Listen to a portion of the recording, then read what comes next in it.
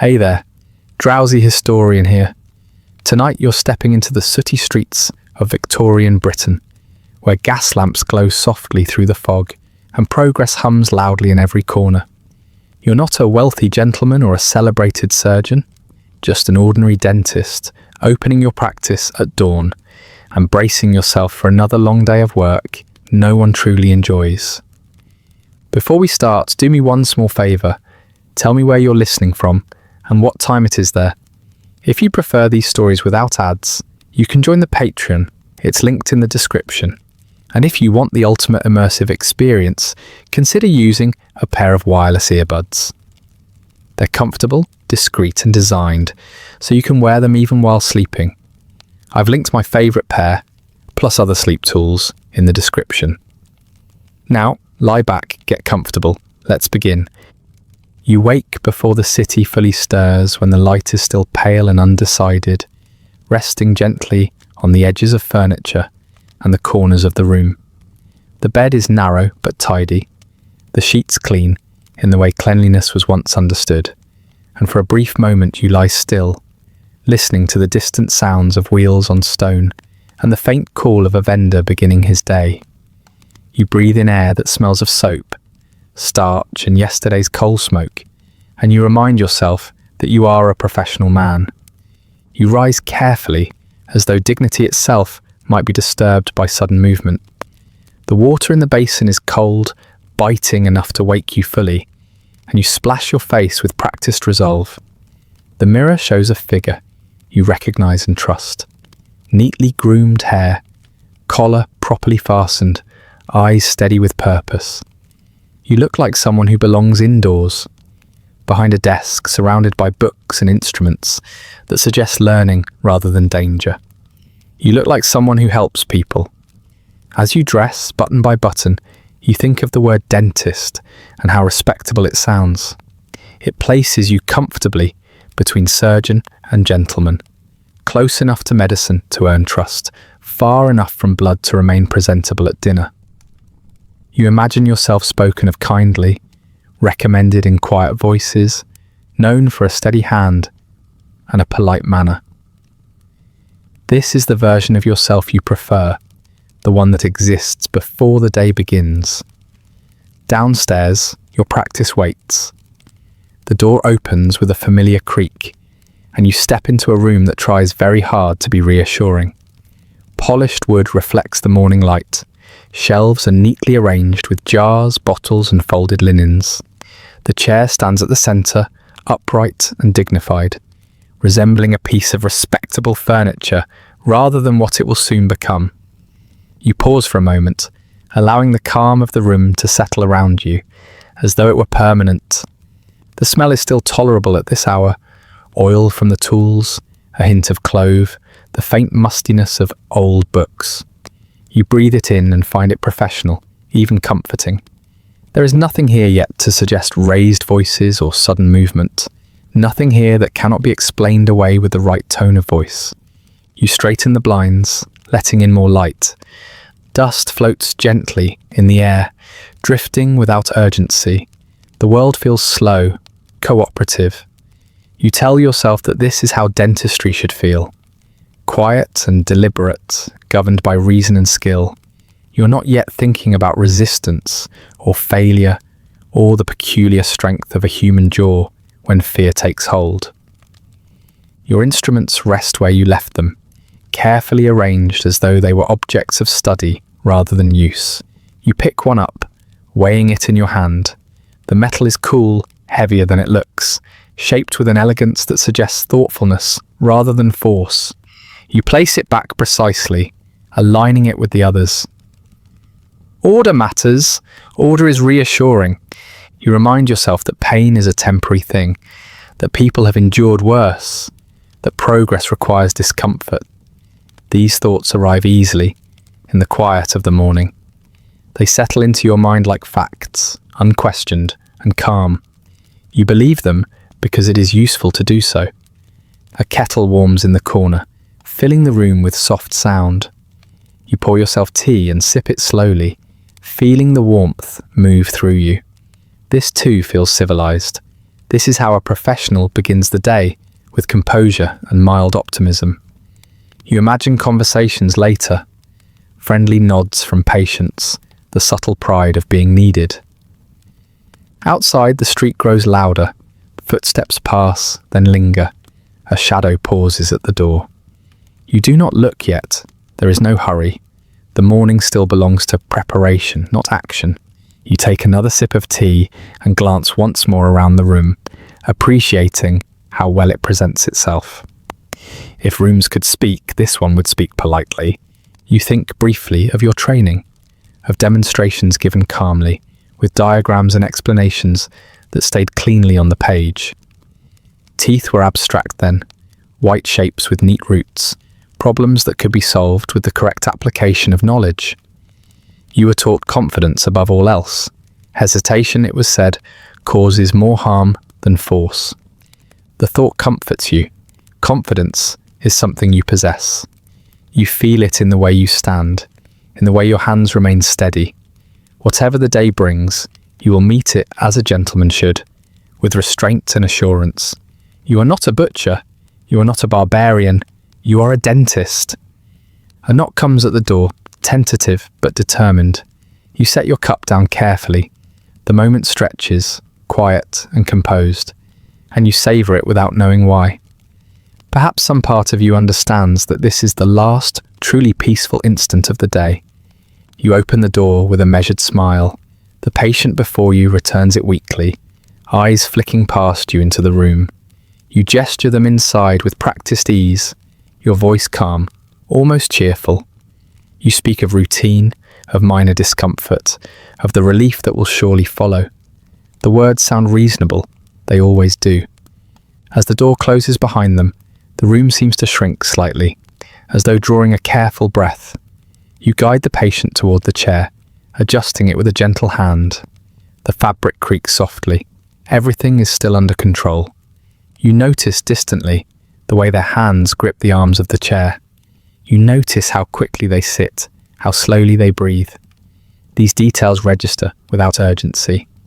People are nervous, you tell yourself. Nervousness is not danger.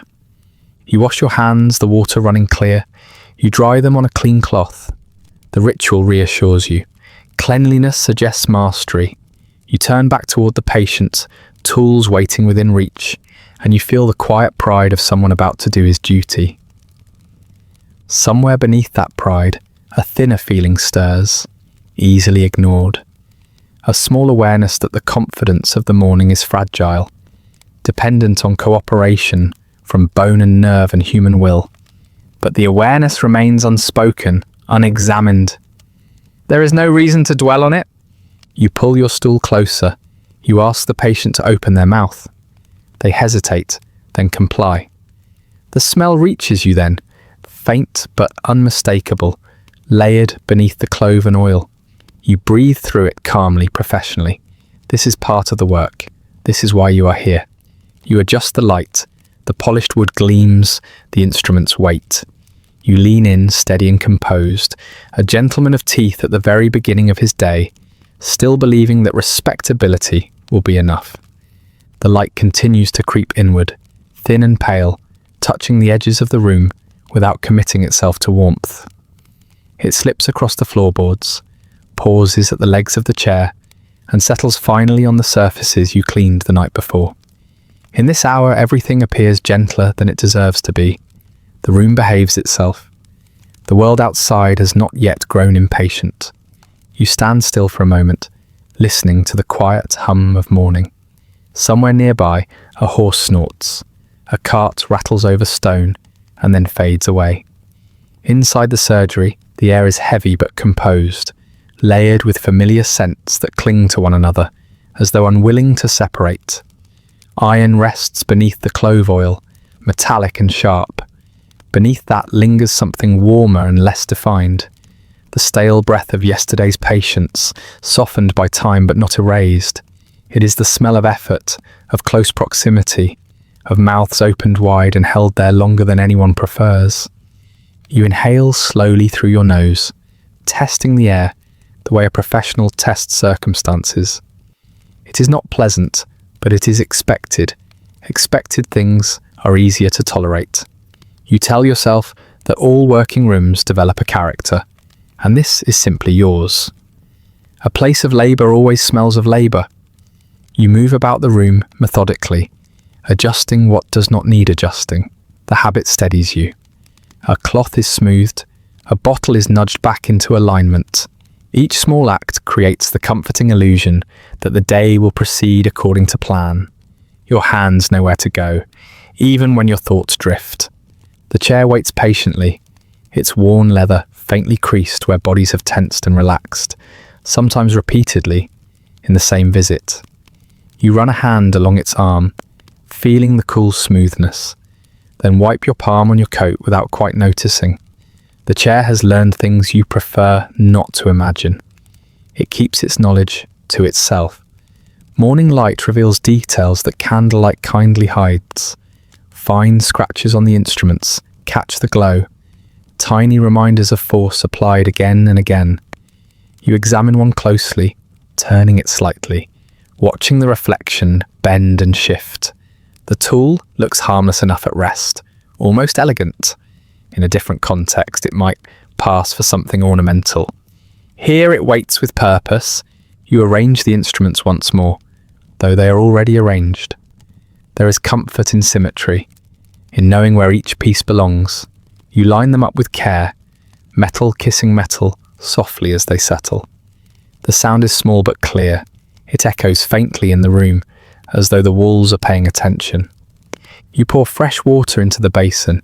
It splashes against porcelain, cold and honest. You rinse your hands again, more for ritual than necessity. Cleanliness is a language you speak fluently. It reassures patience. It reassures you. The smell shifts as the room warms, iron rising slightly as the air grows more active. Clove oil lingers stubbornly, sweet and medicinal, doing its best to suggest comfort. It is a smell people associate with care, with treatment, with the promise that something unpleasant is being managed by someone who knows what they are doing. You have learned to rely on that promise, even when the reality beneath it is less cooperative. You glance toward the window. Outside, the street has fully awakened. Voices overlap, footsteps pass in clusters. Life continues at a reasonable pace, indifferent to the work you're about to do. This knowledge steadies you. It reminds you that what happens in this room is only part of a much larger rhythm. Pain comes and goes. Commerce does not stop for it. You adjust your coat, smoothing the fabric, ensuring that nothing about your appearance suggests haste or strain. The coat is a signal. It tells those who sit before you that you are composed, that your hands belong to someone accustomed to difficult tasks. You have found that confidence is often borrowed from appearances. The patient waits nearby, making small sounds that suggest breathing more than comfort. You do not look at them yet. There is time. You busy yourself with final preparations, lifting a cloth, folding it neatly, setting it within reach. The cloth will be needed. Cloths always are. As you move, you become aware of a faint tension in the room, a residue left behind by others.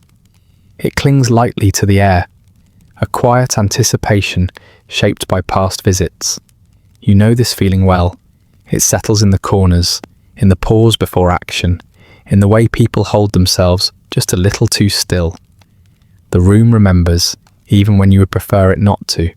You step closer now, drawing the stool into position.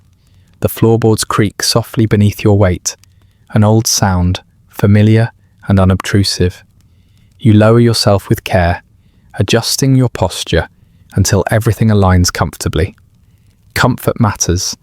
A strained position leads to mistakes, and the mistakes invite complications that are inconvenient at best. The patient shifts. The chair responds with a muted protest. You offer a calm word, something reassuring and vague. It is important not to promise too much. Experience has taught you that certainty invites disappointment. Reassurance, delivered gently and without detail, is far safer. The smell intensifies as you lean in, warm breath mixing with oil and iron. You notice it without reacting. Reacting would serve no purpose. Instead, you breathe evenly, allowing the scent to exist without comment. Professionals learn to coexist with many things. You adjust the light again, angling it carefully. Shadows retreat, revealing the landscape you will be working in. Teeth are rarely as neat as diagrams suggest. They bear the marks of years, of habits and neglect, of efforts made too late. You observe calmly, noting what must be done, what can be attempted, and what will likely resist you. The tools rest within reach, silent and obliging for now. You select one and test its weight once more. It fits your hand well. Familiarity breeds a quiet confidence, the kind that allows you to proceed without rushing. Speed is useful, but composure is essential. As you position yourself, the room seems to settle, as though acknowledging that its purpose is finally being fulfilled. The smells, the light, the quiet tension, all align into something cohesive. This is the hour the room exists for. Dawn gives way to work. You speak again, your voice level and polite. Instructions are given simply. The patient responds as best they can. You interpret compliance generously. Fear expresses itself in many ways, and you have learned not to take it personally. Your hands move with practiced precision. The first contact is gentle, exploratory. You're careful not to rush this moment. It sets the tone. A sudden movement now would undo all the calm you have cultivated. The smell of iron sharpens almost immediately, metallic and unmistakable. It weaves itself into the clove, creating a blend that is uniquely yours. You breathe through it without pause, your expression unchanged. This is not your first morning, and it will not be your last. The room holds steady around you, bearing witness in silence. Outside, the city continues, unaware and unconcerned. Inside, you work with quiet determination, surrounded by polished wood and heavy air, carrying on the respectable business of dentistry as dawn fully arrives. Your hands move toward the tray, almost on their own. Guided by habit more than thought, the metal waits where you left it, catching the growing daylight in thin, obedient lines. You do not rush this part. The careful arrangement of tools is one of the last moments in which everything still feels reasonable. You lift each instrument slowly, weighing it in your palm, turning it just enough to confirm what you already know. The forceps are heavier than they appear, their jaws blunt and confident, shaped less like something meant to heal and more like something designed to refuse compromise. They rest solidly in your grip, reassuring in their certainty. You place them down with care, aligning them neatly, metal touching metal, with a faint, disciplined sound. Next comes the pelican. Its curved shape is almost decorative, an artifact from another time that somehow persists into the present. There is an elegance to it, a suggestion that someone once believed beauty and violence could coexist peacefully in the same object. You rotate it slightly, examining the smoothness of the handle, the worn polish where countless hands have gripped it before yours. The pelican has history embedded in its surface. It has been trusted repeatedly, and it has never fully deserved that trust. You set it beside the forceps, parallel and orderly, as though the two might behave better if given structure. The key comes last. It always does. There is something about it that demands hesitation. Its design suggests leverage rather than precision, a reliance on twisting rather than persuasion. It looks less like a medical tool and more like a mechanical solution to a biological problem, which, you remind yourself, is exactly what it is. Teeth do not negotiate. They must be convinced. You turn the key in your hand, feeling the weight shift as gravity finds its balance. The metal is cool, unyielding, indifferent to context. It has no understanding of the mouth it will enter or the person attached to it. It exists only to do what it was made to do. You place it carefully on the tray, aligning it with the others. The arrangement is pleasing. Clean lines, predictable spacing, a visual promise that things are under control. You step back slightly, surveying your work. The tray looks professional, even refined. Anyone unfamiliar with its purpose might mistake it for a display of fine instruments, objects of craft rather than necessity. This misinterpretation is useful. It allows everyone involved to pretend, briefly, that the work ahead will be orderly. You smooth the cloth beneath the tray, erasing a wrinkle that serves no practical purpose. Order has its own value. It steadies the mind. It suggests intention rather than improvisation. The room seems to respond to this attention. The air feels momentarily calmer, as though reassured by the care you have taken. The smell of iron and clove settles into something almost tolerable, almost. You wash your hands again, slowly, deliberately. The water runs clear, pooling briefly before disappearing down the drain. You dry your hands thoroughly. Dampness invites slipping, and slipping invites trouble. These are the small calculations that define your profession. As you turn back toward the chair, you become aware of the patient's eyes following your movements. There is a particular look people have when they watch tools being prepared. It is not curiosity, it is not trust. It is a quiet attempt to understand how much of what they are about to experience is inevitable. You do not acknowledge the look directly. Instead, you continue arranging, making small adjustments that suggest thoroughness. Thoroughness is comforting. It implies foresight, preparation, competence. It implies that nothing unexpected will happen, which is rarely true, but often believed. You select one instrument and hold it up briefly, inspecting it as though you might discover something new. The light glints off the metal, tracing familiar edges. There is no surprise here. The instrument will behave exactly as it always does. The betrayal lies not in unpredictability, but in reliability. You think briefly about how little these tools have changed, how generations before you held the same shapes, applied the same pressure, trusted the same designs. Progress has been discussed, debated, occasionally promised, but rarely delivered in a way that matters in this room. Teeth have not softened over time. Nerves have not grown more forgiving. You set the instrument down and choose another. Each one has a role to play, a specific moment in which it becomes necessary. You know these moments well.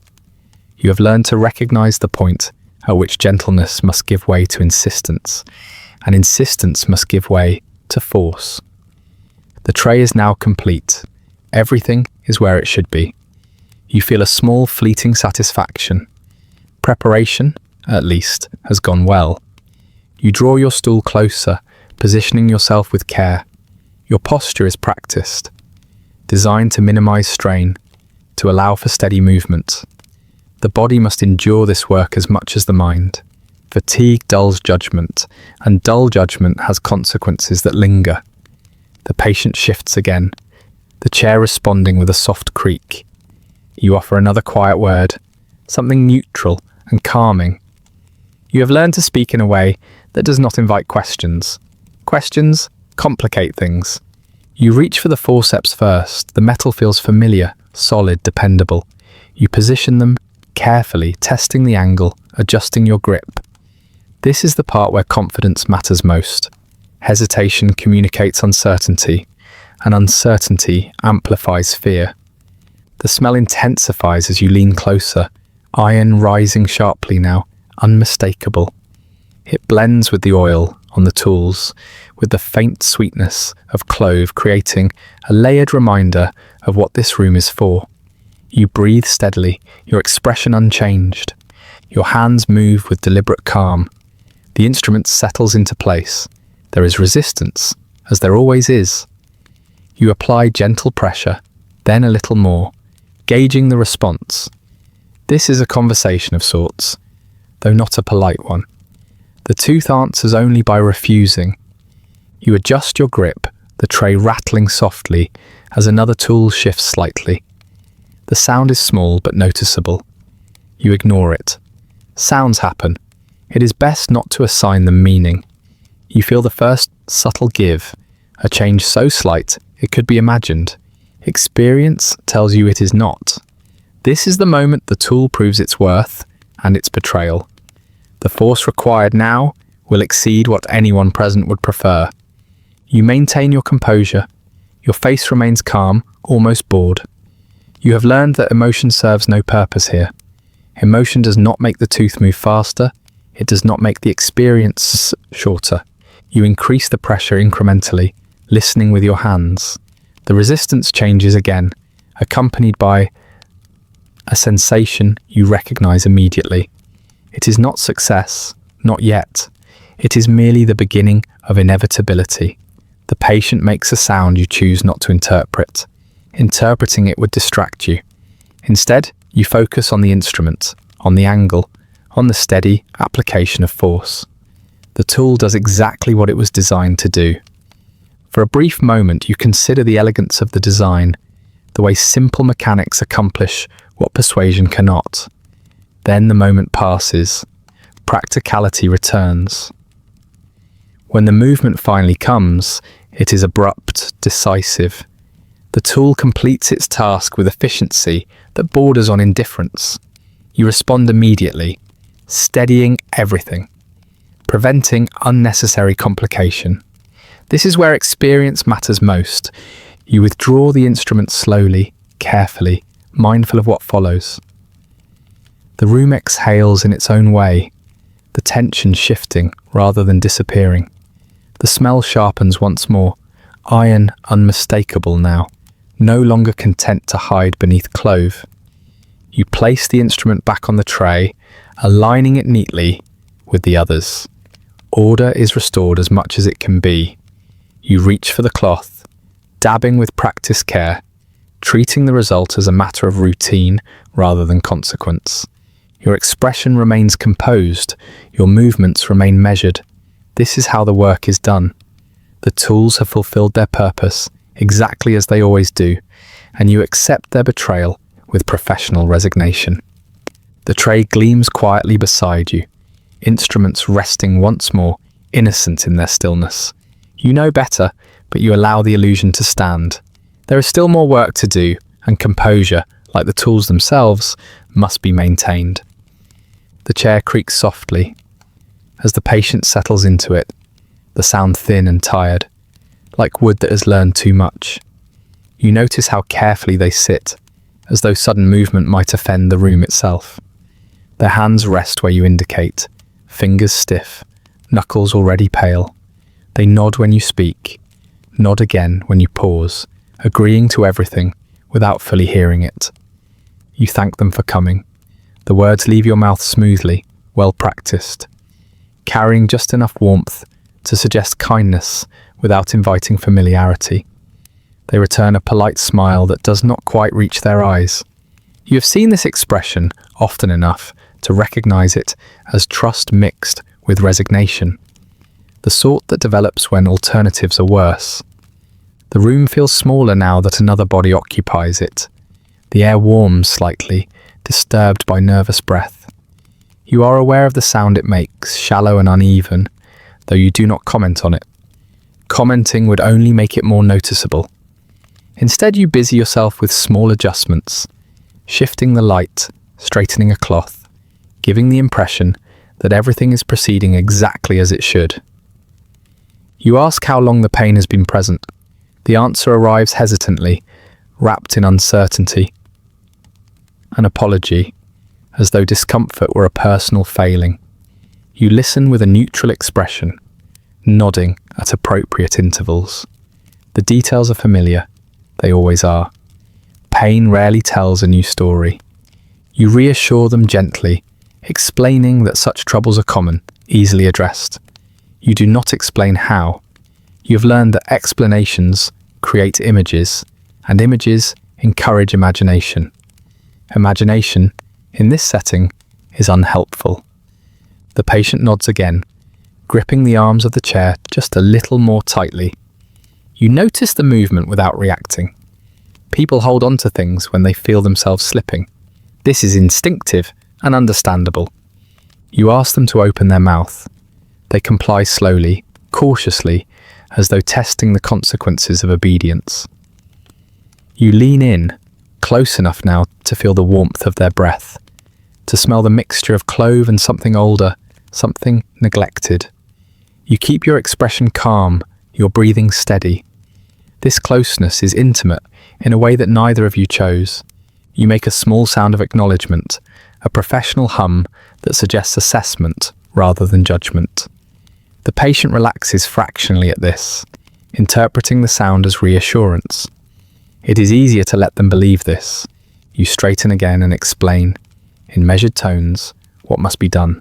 Your words are careful, vague where necessary, precise only where precision will not alarm. You speak of pressure, of moments of discomfort, of relief afterward. You do not speak of the body's tendency to resist or the mind's tendency to panic.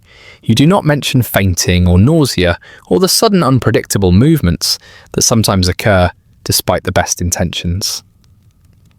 The patient listens intently, eyes fixed somewhere above your shoulder. When you finish, they nod, swallowing hard. Consent in this context is rarely enthusiastic. It is offered quietly, as a formality rather than a choice. You ask if they are ready. The question is rhetorical. Readiness has little to do with what comes next. Still, the question must be asked.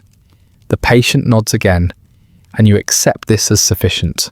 You adjust the chair slightly, lowering it by a small degree. The movement is slow, deliberate, designed to avoid surprise. Even so, the patient stiffens, muscles tightening in anticipation. You pause until the tension eases. Patience at this stage prevents complications later.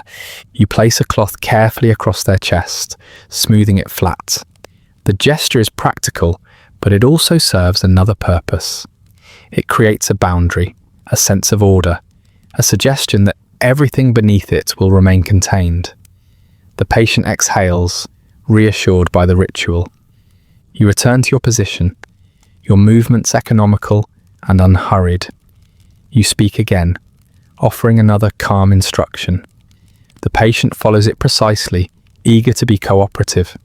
Cooperation, they believe, will shorten the experience. Sometimes it does, sometimes it does not. As you lean closer, you become aware of a faint tremor in their jaw. It is subtle, but unmistakable. Fear expresses itself in small involuntary ways long before it announces itself loudly. You adjust your approach slightly, compensating for the movement. Experience has taught you how to work around anxiety without addressing it directly. You begin. The first contact is careful, exploratory. The patient tenses immediately, breath-catching. You murmur something soothing, your tone even, almost bored. Boredom is calming. It suggests that nothing remarkable is happening. For a few moments, there is only the sound of breathing and the quiet clink of metal. The patient remains still, doing their best. You are aware of the effort this requires. Holding oneself motionless while anticipating pain is exhausting. You respect the effort without acknowledging it. The resistance is as expected. Teeth rarely surrender easily. You apply pressure gradually, testing limits, listening with your hands. The patient emits a small sound, quickly stifled. You continue without comment. Drawing attention to it, would only magnify its importance. You sense the shift before it happens, the subtle change that signals escalation. You brace slightly, adjusting your grip, preparing for the moment when politeness gives way to necessity. The patient's fingers curl tightly around the chair arms. Their knuckles whiten further.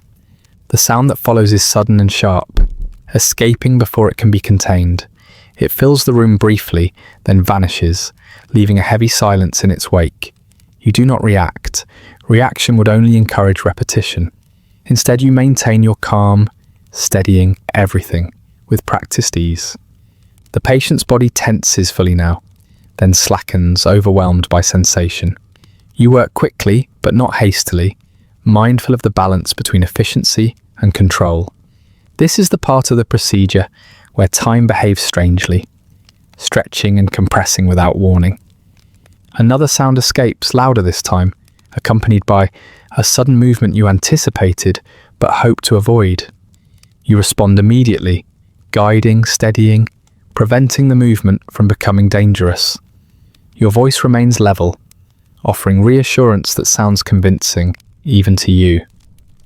For a moment, the patient's eyes roll back slightly, breath faltering. You pause just long enough for them to recover, counting silently, waiting for colour to return to their face. Fainting is inconvenient but manageable. Panic is worse. You continue. There is no alternative. The work must be completed once begun. Stopping halfway invites complications you prefer not to address. When the decisive moment arrives, it is unmistakable. The resistance gives way abruptly, and the sensation changes entirely. You respond with practiced control, guiding the result away cleanly. The patient cries out again, then falls silent, shock overtaking sound. You withdraw carefully, immediately tending to the aftermath. The cloth absorbs what it must. You dab with precision, your movements efficient and restrained. You speak again softly now, encouraging calm, normalizing the experience as best you can. The patient breathes heavily, eyes unfocused. You allow them a moment, watching closely for signs of fainting. When they remain conscious, you feel a small, private relief. Consciousness simplifies things. You step back slightly, creating space. The room feels different now, altered by what has occurred. The air is heavier, the smell sharper. The patient swallows repeatedly, testing their mouth, adjusting to absence. You tell them it is finished. The words arrive gently, almost kindly. They nod weakly, disbelief mingling with relief. Survival often feels like success. You help them sit upright slowly, careful not to rush the transition. Sudden changes invite collapse. They steady themselves, blinking, gripping the edge of the chair. You remain close, attentive, without hovering. When they finally stand, you guide them toward a nearby seat, suggesting rest. They accept without protest. Their trust, battered but intact, settles again into politeness. You tidy the space quietly, restoring order as best you can. The chair waits for the next occupant. The instruments rest, innocent once more. The room resumes its composure. Outside, the day continues uninterrupted. Inside, you prepare yourself, calmly and without comment, for whoever waits next. Once the chair is cleared and the room regains its careful stillness, you notice how quickly pain becomes invisible again. It lingers in the air, certainly, but it is no longer spoken of. The patient who carried it has been guided away, upright but altered, clutching instructions they will only half follow. What remains is the understanding you share with everyone who enters this room.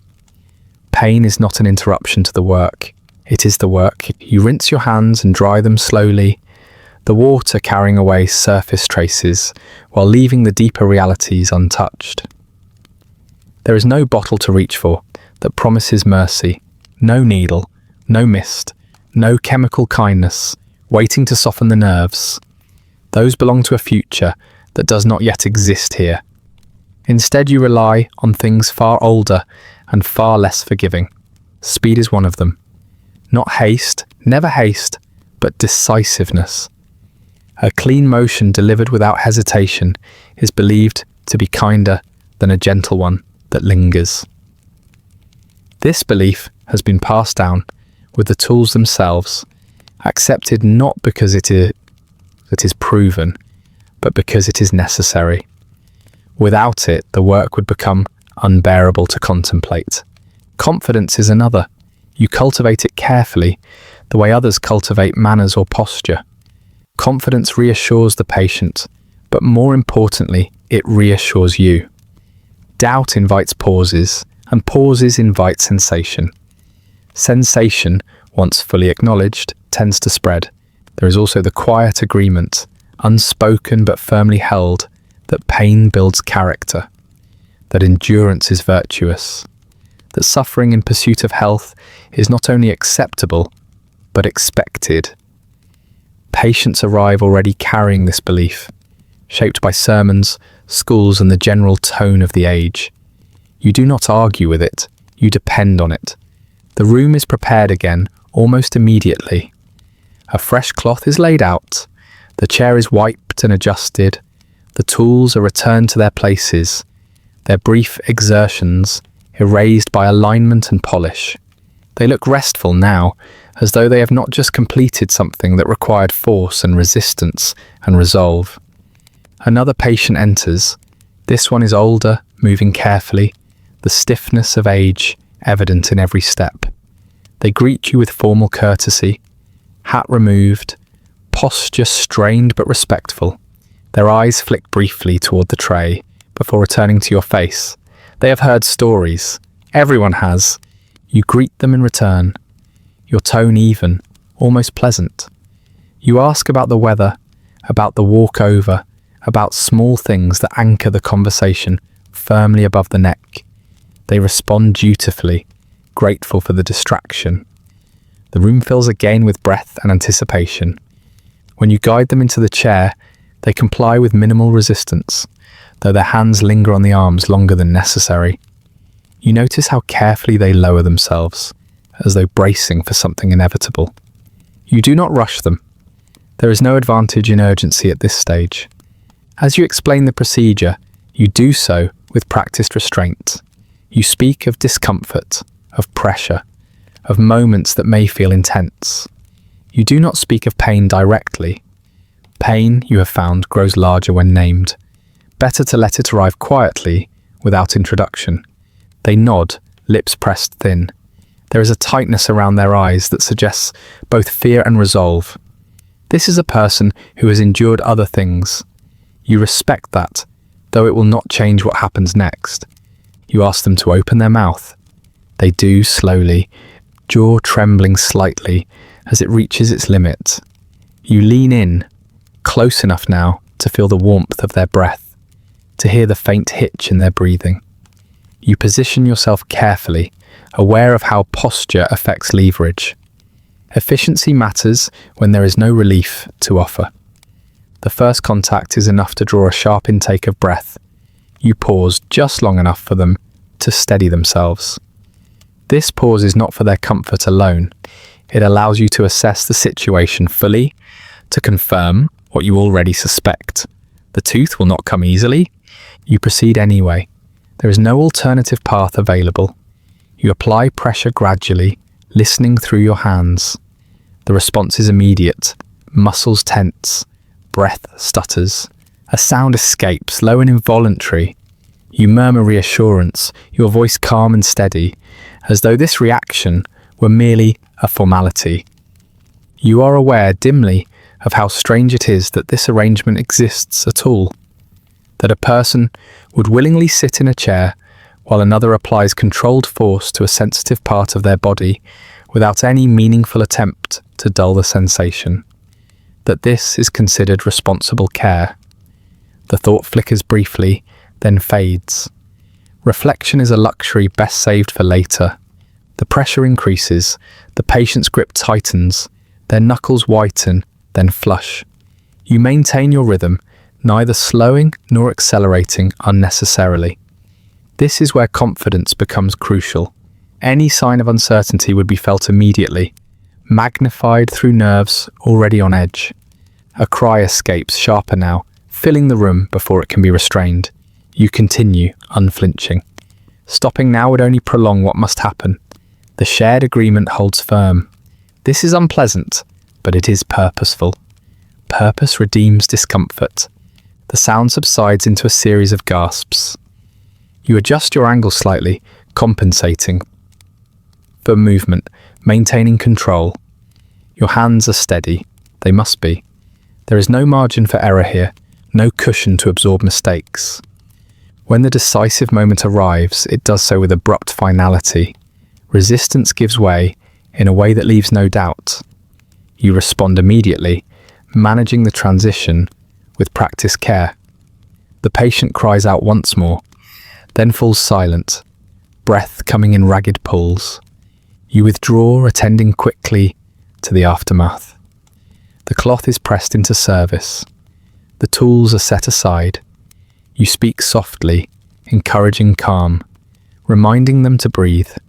Your words are gentle, almost kind despite the circumstances. Kindness, you have learned, does not require comfort to be effective. The patient's face is pale, eyes unfocused. They swallow repeatedly, adjusting to the sudden absence of pain's source, though the sensation itself lingers stubbornly. You give them a moment, watching for signs of collapse. When they remain upright, you feel a quiet satisfaction. Endurance has once again done its work. You help them sit up slowly, guiding them with a light hand. Sudden movements are discouraged. The body, having endured something extreme, needs time to remember how to behave normally. They thank you, voice thin but sincere. Gratitude often arrives quickly when pain recedes, no matter how briefly. As they are led away to recover, you turn back to the room. It waits patiently, ready to be restored. You clean, you arrange, you prepare. The smell of iron lingers, stubborn and familiar. Clove oil does its best to soften it, but the balance is never quite achieved. You stand for a moment, hands resting on the edge of the tray, and allow yourself a single steady breath. This is how it is done. This is how it has always been done. Pain is not an accident here. It is an accepted feature, woven into the profession as firmly as the tools themselves. You straighten your coat, smooth the cloth, and ready yourself once more.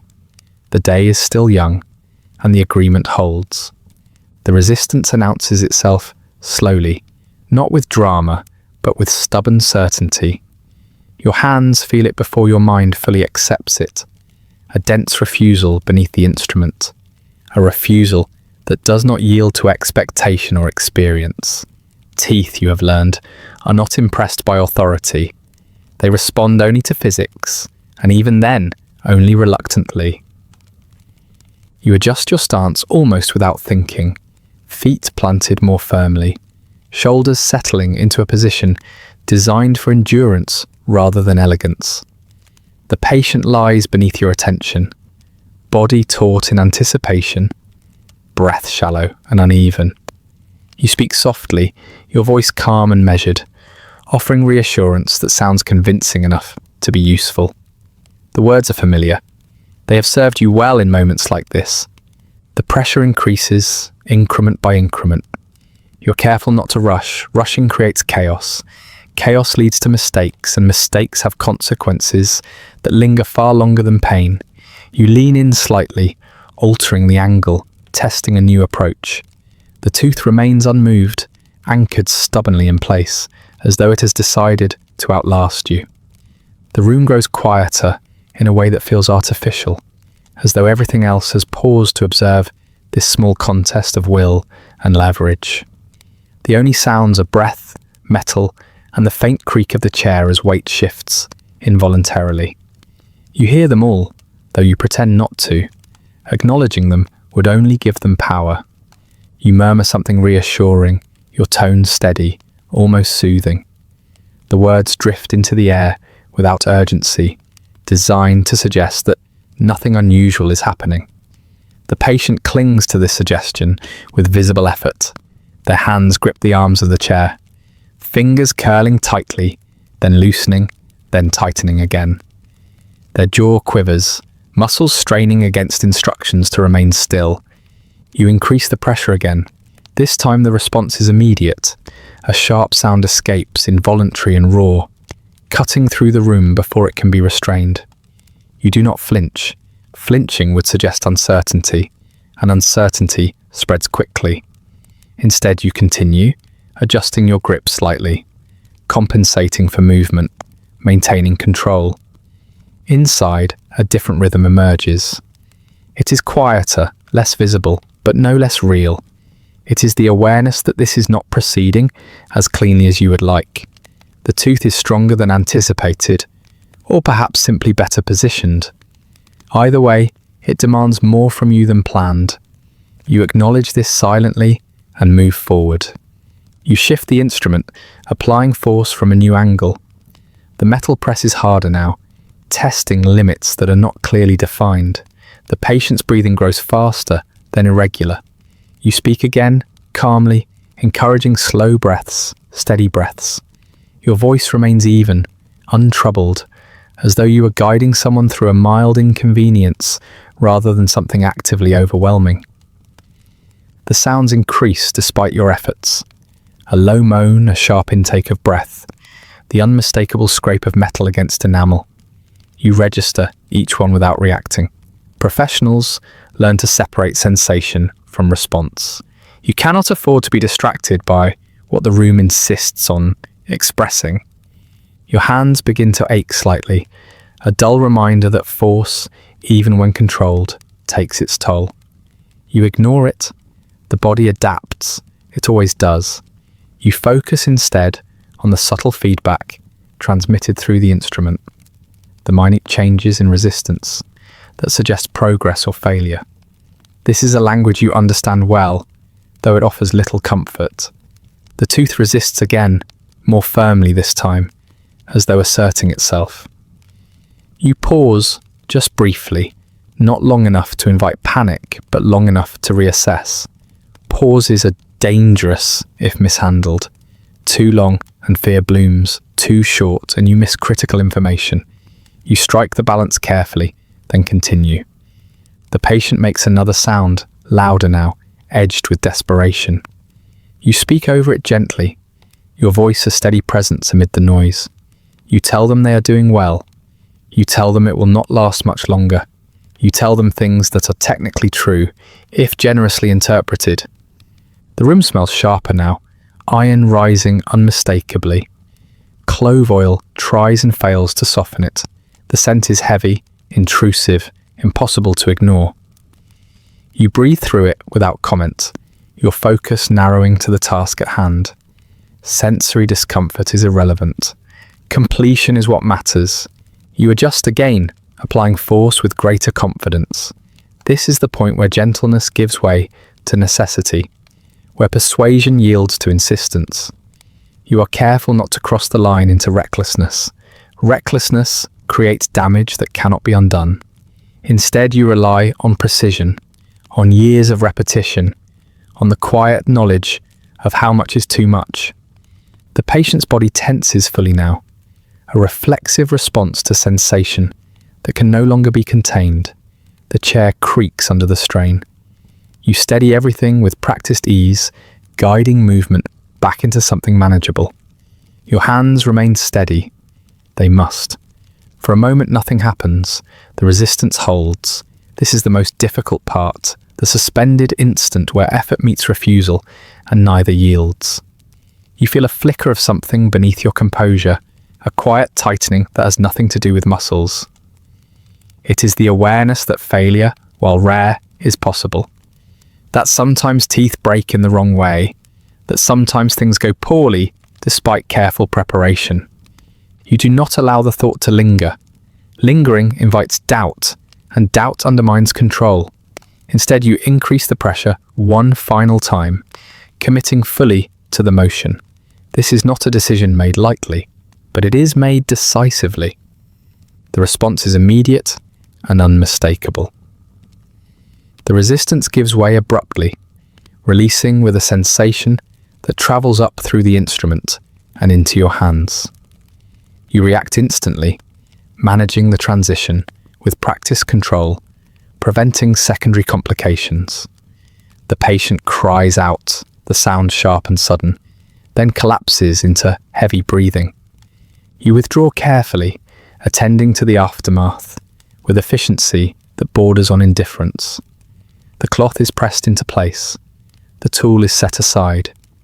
You speak again, softly now, encouraging calm, reminding them to breathe, to remain still.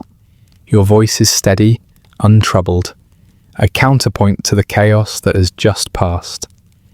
The room settles slowly, the tension dispersing unevenly.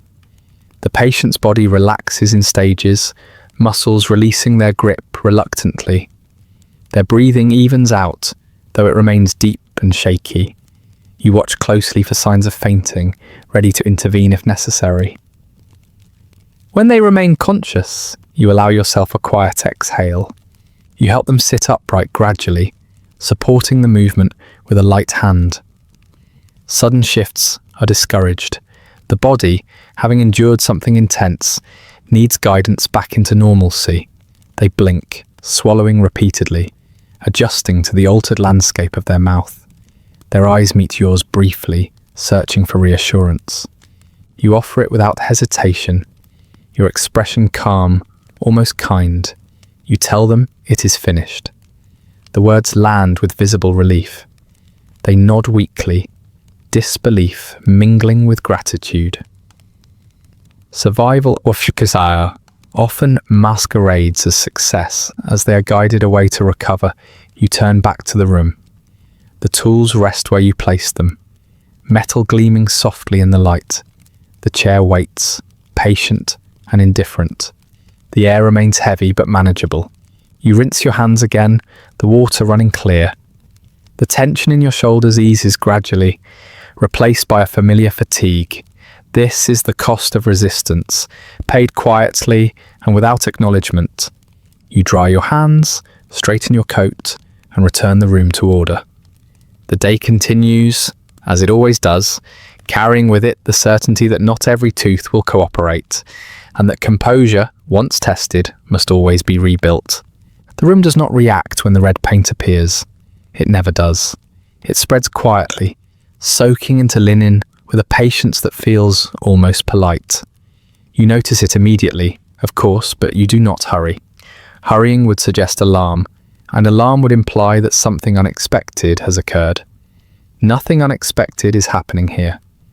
This is simply how the work looks when it is honest. You reach for the cloth with the same calm you use for everything else. The fabric is clean, folded neatly, ready for its purpose. You press it gently where it is needed, absorbing the colour without comment. Linen has a way of accepting things without protest. You have learned to appreciate that quality. The patient breathes heavily, chest rising and falling beneath the cloth you placed there earlier. Their eyes are unfocused, fixed somewhere beyond the ceiling, as though looking through it rather than at it. You speak softly, your voice level and untroubled, reminding them to remain still, to breathe slowly. The words drift across the space between you and settle without resistance. Red paint marks your gloves, thin streaks catching the light. You wipe them carefully on another cloth, restoring the pale surface of your hands as best you can. Clean hands suggest control. Control is essential. Without it, the room would become something else entirely. The smell shifts again, iron asserting itself more strongly now, no longer content to remain a background note. Clove oil continues its quiet struggle, sweet and medicinal, doing what it can to soften the edge. The combination is unmistakable. Familiar enough that you barely register it consciously, familiar things lose their power to shock. You place the used cloth aside, folding it inward so that the colour disappears from view. Out of sight is not the same as gone, but it is often sufficient. Appearances matter here. They matter more than outcomes, more than comfort, sometimes more than truth. Dignity is maintained not by avoiding unpleasantness, but by handling it discreetly. The tools wait nearby, metal surfaces dulled slightly now, marked by use. You wipe them one by one, your movements economical and precise. Each instrument is cleaned thoroughly, restored to a state that suggests neutrality. Tools must never appear complicit. They must look ready for whatever comes next, innocent of what they have already done. The patient shifts slightly, testing their body, reassured by the absence of immediate pain, but unsettled by unfamiliar sensations. You place a steady hand on the chair, grounding the moment. Sudden movements invite complications, and complications invite explanations you would rather not give. You speak again, quietly describing what they might feel over the next few hours: swelling, tenderness, an odd sense of absence. You do not mention the red paint. There is no need. They have already felt it, heard it, tasted it. Naming it would only make it linger longer in their mind. They nod weakly, swallowing with effort. Their mouth feels wrong now, rearranged. The body notices such changes, even when the mind tries to ignore them. You allow them a moment, watching closely for signs of fainting. Fainting is not dramatic, but it is inconvenient. When it does not come, you feel a small, private relief. You help them sit upright slowly, guiding the motion with practiced care. Their balance is uncertain, their movements cautious. You remain close without crowding, attentive without hovering. This balance too is learned through repetition. More red paint appears briefly as they adjust, a reminder that the body has not yet finished responding. You dab again, gently, efficiently, as though correcting a minor spill rather than addressing something visceral. The cloth absorbs the colour obediently. Linen does its work without judgment. You offer them a place to rest nearby, a chair set aside for this purpose. It is not particularly comfortable, but it serves. They accept gratefully, lowering themselves with care. You remind them to remain seated for a few minutes, to allow the world to settle again. They nod, grateful for the permission to pause. As they sit, you turn back to the work surface. The tray bears the quiet evidence of effort, faint smears, subtle discolorations. You address these methodically, wiping each surface clean, restoring order piece by piece. Order is not just aesthetic here, it is psychological. A tidy room suggests that everything is under control, even when it is not. You rinse your hands once more, the water clouding briefly before running clear. You scrub carefully, paying attention to the spaces beneath nails, the creases of skin. Cleanliness is a visible virtue, easily mistaken for safety. You dry your hands thoroughly, then inspect them, satisfied enough. The patient watches you now, eyes following your movements, with a kind of detached curiosity. They are still processing what has happened, assembling memory around sensation. You keep your demeanour calm, offering no cues that would encourage distress. Calm is contagious, just as panic is. You return to them with a glass of water, offering it slowly. They take it with trembling hands, sipping cautiously. Water helps. It anchors the body, provides something simple to focus on. You wait while they drink, patient and silent. When they finish, you take the glass away and set it aside. You offer final instructions, spoken gently, almost casually. Avoid certain foods, rinse carefully, return if there is trouble. Trouble, you know, is likely, but it does not help to emphasize that. They thank you, voice thin but sincere. Gratitude comes easily after pain recedes, even briefly. You accept it with a nod, neither encouraging nor dismissing it. Gratitude is part of the exchange, as expected as discomfort. When they are ready to leave, you help them to their feet, steadying them until they find their balance. You guide them to the door, opening it with a practiced gesture. The light from outside spills in, brighter now, indifferent to what has occurred within these walls. They step out into the street, carrying their altered mouth and their instructions with them. The door closes softly behind them, sealing the room once more. The sounds of the city resume their distant murmur, uninterrupted. You stand for a moment in the quiet that follows, taking stock. The room bears no obvious signs of struggle now. The red paint has been absorbed, hidden, erased as much as possible. The tools rest cleanly on their tray. The chair waits, patient and composed. You gather the used linens, folding them carefully, stacking them neatly. They will be dealt with later, out of sight. There is no reason to dwell on them now. Dwelling serves no purpose. You open a window slightly, allowing fresh air to mingle with the heavier scents. It helps, but only marginally. Some smells linger, no matter what you do. You accept this without complaint. You straighten your coat, smoothing the fabric, restoring your appearance. Appearances must be maintained. They are part of the service you provide, as essential as the tools and the techniques. A composed dentist suggests that everything is as it should be. You glance once more around the room, ensuring that nothing remains out of place. The space is ready again, reset for whoever comes next. Dignity has been preserved, at least on the surface. Outside, footsteps approach. Another shadow pauses near the door.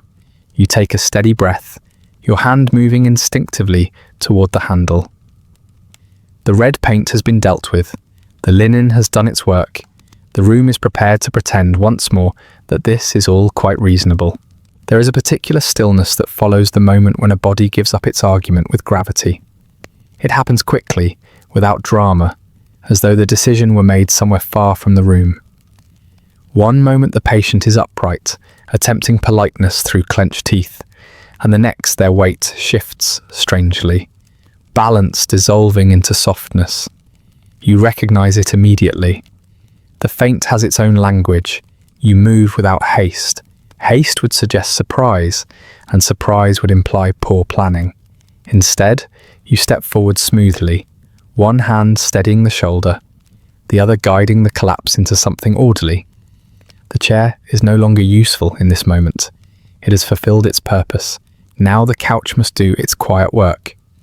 The fainting couch waits against the wall, unremarkable and patient, its fabric worn thin by repeated service. It is positioned just far enough from the chair to avoid attention, close enough to reach without ceremony. You guide the unconscious body toward it with careful efficiency, supporting weight that has suddenly become uncooperative. The human body, when it abandons consciousness, becomes awkward in ways that living people rarely imagine. You lower them gently, arranging limbs with the same consideration you apply to tools. An arm is straightened, a collar loosened, shoes remain on. There is no need to remove them. This is not an emergency. This is an intermission. The room settles into a different rhythm now. The sounds change. Breathing becomes slower, deeper, unburdened by fear or anticipation. The sharp tension that filled the air moments ago dissolves into something softer, almost peaceful. You stand back slightly, giving the body space to remember itself. You check their pulse briefly, more out of habit than concern. It is steady. It always is. Fainting is dramatic only to those unfamiliar with it. To you, it is merely inconvenient, a pause that must be accommodated with patience rather than alarm. You take this opportunity to tidy the immediate area. The chair is adjusted, cloth removed and replaced. Tools are wiped and returned to order. This is not busy work. It is a way of keeping the room aligned with your expectations. Disorder encourages anxiety, and anxiety spreads. As you work, you keep one eye on the couch. The patient remains still, face pale but relaxed, features softened by unconsciousness. There is something almost serene about them now, freed temporarily from the burden of endurance. You allow them this rest without resentment. The body knows when it has had enough. You speak softly, even though you know they cannot hear you. The sound of your voice fills the space, maintaining continuity. Silence can feel too much like abandonment. A gentle murmur reassures everyone present, even if only you are truly listening. Minutes pass. Time behaves differently during these intervals, stretching slightly, then compressing again.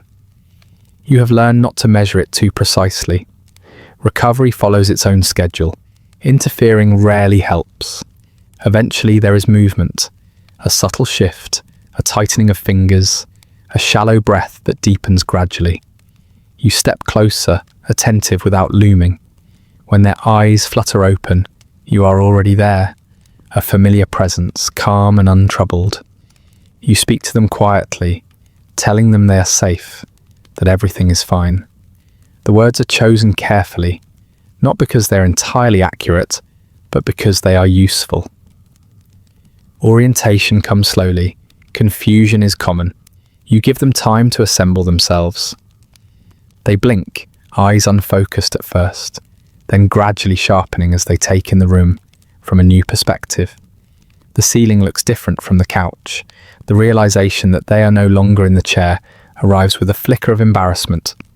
You do not acknowledge it. Embarrassment complicates recovery. You offer water again, helping them sit up slightly once they are ready. Readiness is signaled not by words, but by breath and muscle tone. You have learned to read these signs with precision. They drink slowly, hands trembling just enough to require support. You tell them what happened in the gentlest possible terms. They felt faint. It happens. Quite common. Nothing to worry about. You do not frame it as a failure of strength or composure. Bodies faint the way weather changes. It is not personal. They apologize, of course. People always do. You dismiss the apology with a wave of your hand, a practiced gesture that suggests such things are beneath notice. Civility demands this exchange. You both play your parts. When they are ready, you help them sit upright fully, then stand. You remain close, prepared to catch them again if necessary. Sometimes the body tests its limits too quickly. When they remain steady, you nod approvingly, as though witnessing a minor success. The couch resumes its quiet watch as you guide them away, returning them to the chair only if necessary, or toward the door if the work is complete. The interruption has passed. The rhythm of the day resumes without comment. You straighten the cushion on the couch, smoothing the fabric, restoring its unassuming dignity. It blends back into the room, indistinguishable from any other piece of furniture to the untrained eye. Only you know how essential it is. The couch is not mentioned in polite descriptions of your practice. It does not appear in advertisements or recommendations, yet it is as vital as any instrument you own. Without it, the room would lose its ability to absorb the moments when endurance falters. You glance at it briefly before turning back to your work, acknowledging its presence without ceremony. There is no sentiment attached to it. Appreciation, like everything else here, is expressed through maintenance rather than words. Another patient waits now, seated carefully, watching you with cautious interest. They notice the movement earlier, the brief disruption. You meet their gaze with calm assurance, offering no explanation. Explanations invite questions, and questions invite fear. You gesture for them to come forward. They do so hesitantly, glancing once at the couch, then quickly away. You pretend not to notice. The room does not need to draw attention to its contingencies. As they settle into the chair, you resume your measured routine. Words are exchanged, instructions are given. The familiar process unfolds once more.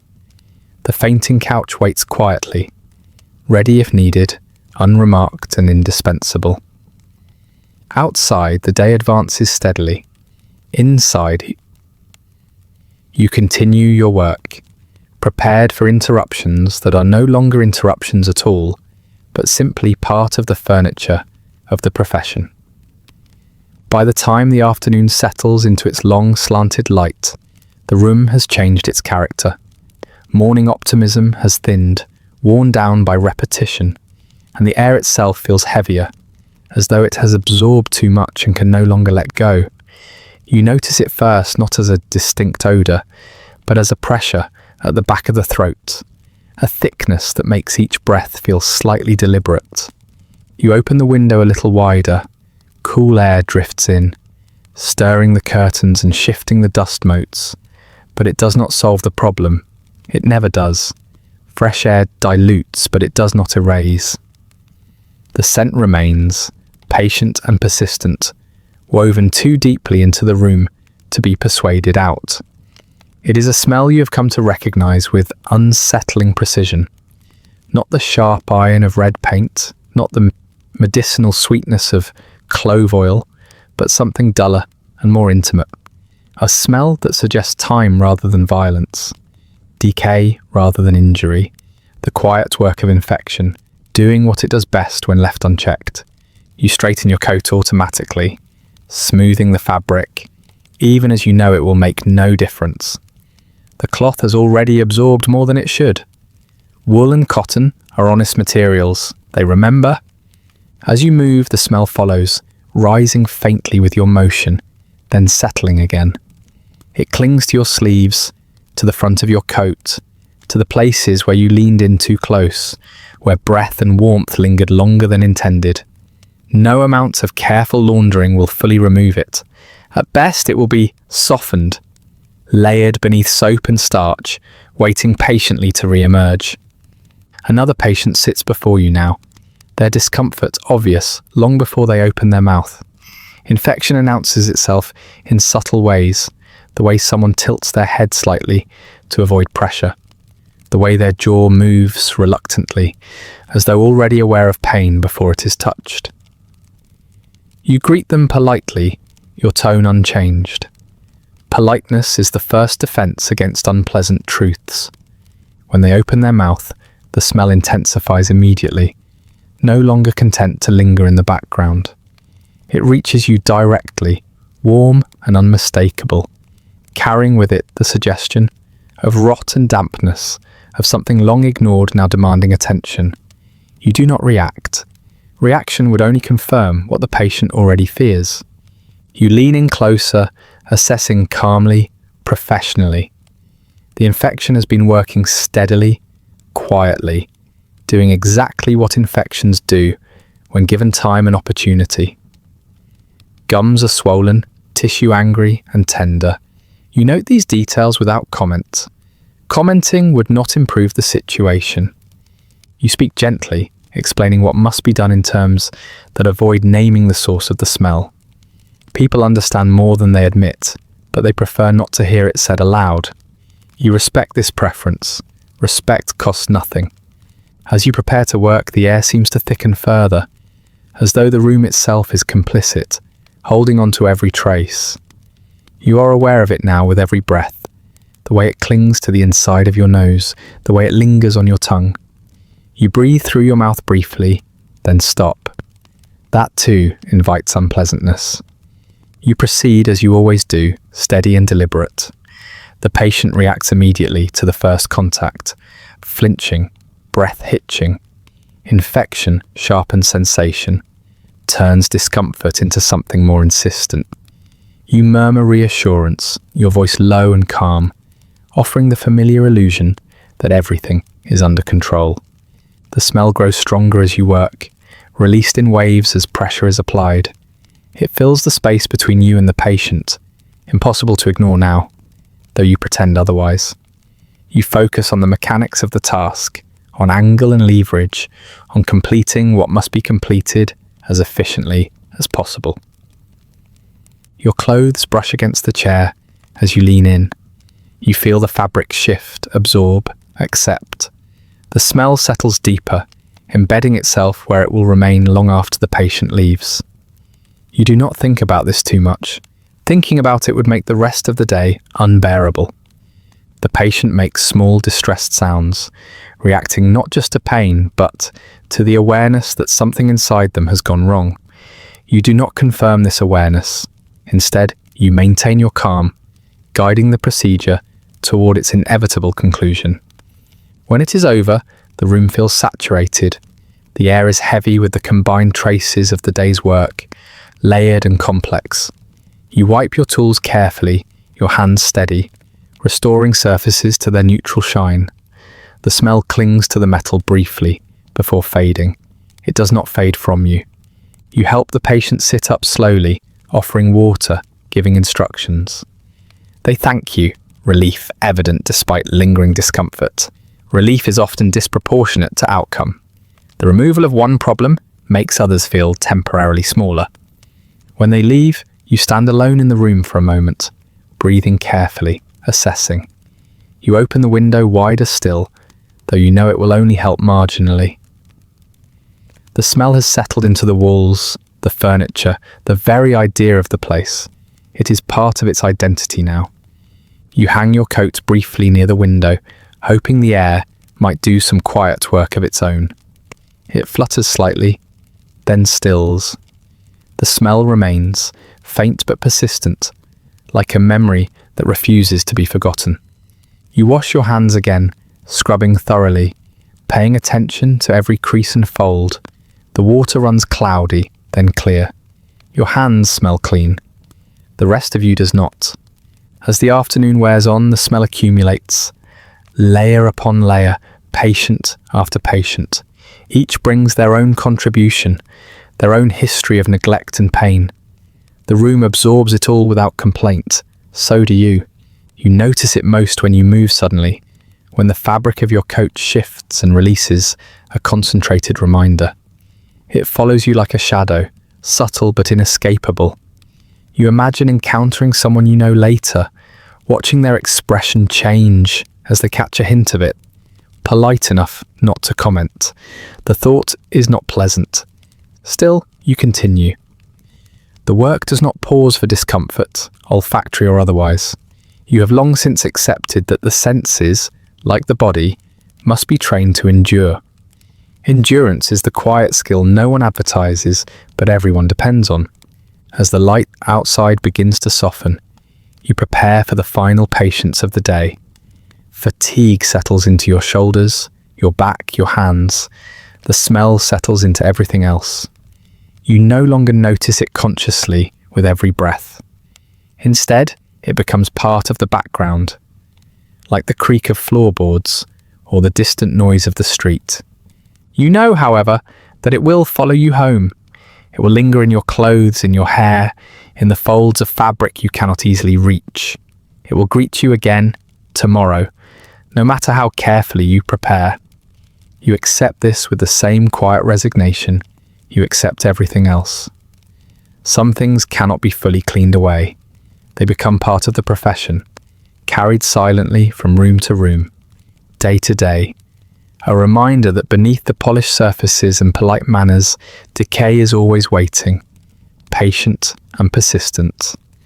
As the afternoon deepens and the light grows softer, the certainty you carried in the morning thins into something more flexible. Not doubt exactly, but a quiet acceptance that knowledge here is incomplete, stitched together from habit, hearsay, and whatever has not yet failed too badly. You do not announce this to yourself. It simply settles in, the way fatigue does, unnoticed until it is already present. A patient sits across from you now who has brought their own ideas into the room. You can see it in the way they speak, carefully, as though offering suggestions rather than symptoms. They describe poultices applied at night, oils dabbed onto gums, powders recommended by neighbours who swear by them. Each remedy arrives wrapped in hope, tested by pain, discarded only when it proved insufficient. You listen without interruption. Listening costs little, and it allows the patient to feel involved in the process, as though participation might grant them some control. You nod at appropriate moments, acknowledging effort rather than effectiveness. Effort deserves recognition, even when it leads nowhere useful. They ask what caused the pain. The question arrives gently, almost politely, but it lingers longer than most. You pause before answering, not because you lack a response, but because any response would be incomplete. You offer something measured instead. You speak of humours, of imbalance, of decay encouraged by cold air or weak constitution. These explanations have history behind them, weight enough to sound convincing. The patient accepts this readily. People prefer causes they can imagine. Invisible processes, microscopic threats. These are not yet part of the language you share. Pain must come from something tangible, damp weather, poor blood, inherited weakness. You do not challenge these ideas. Challenging them would require better ones. As you prepare to examine them, you notice the small bottle they place on the table, sliding it toward you with quiet pride. Inside is a cloudy liquid, steeped herbs perhaps, or something stronger. They explain how it numbs the pain briefly, how it was recommended by someone whose cousin knew a man who avoided extraction entirely. You acknowledge the bottle with a glance, then set it aside gently, as though it were something fragile. You do not tell them it will not help. Instead, you tell them you are glad they sought relief. Relief matters, even when it is temporary or imagined. You have seen pain quieted by faith alone, if only for a moment. Moments have value. When you lean in to examine their mouth, the truth presents itself plainly enough. Swelling, discoloration, signs that suggest progression rather than mystery. You recognize the pattern, even if you cannot fully explain its origin.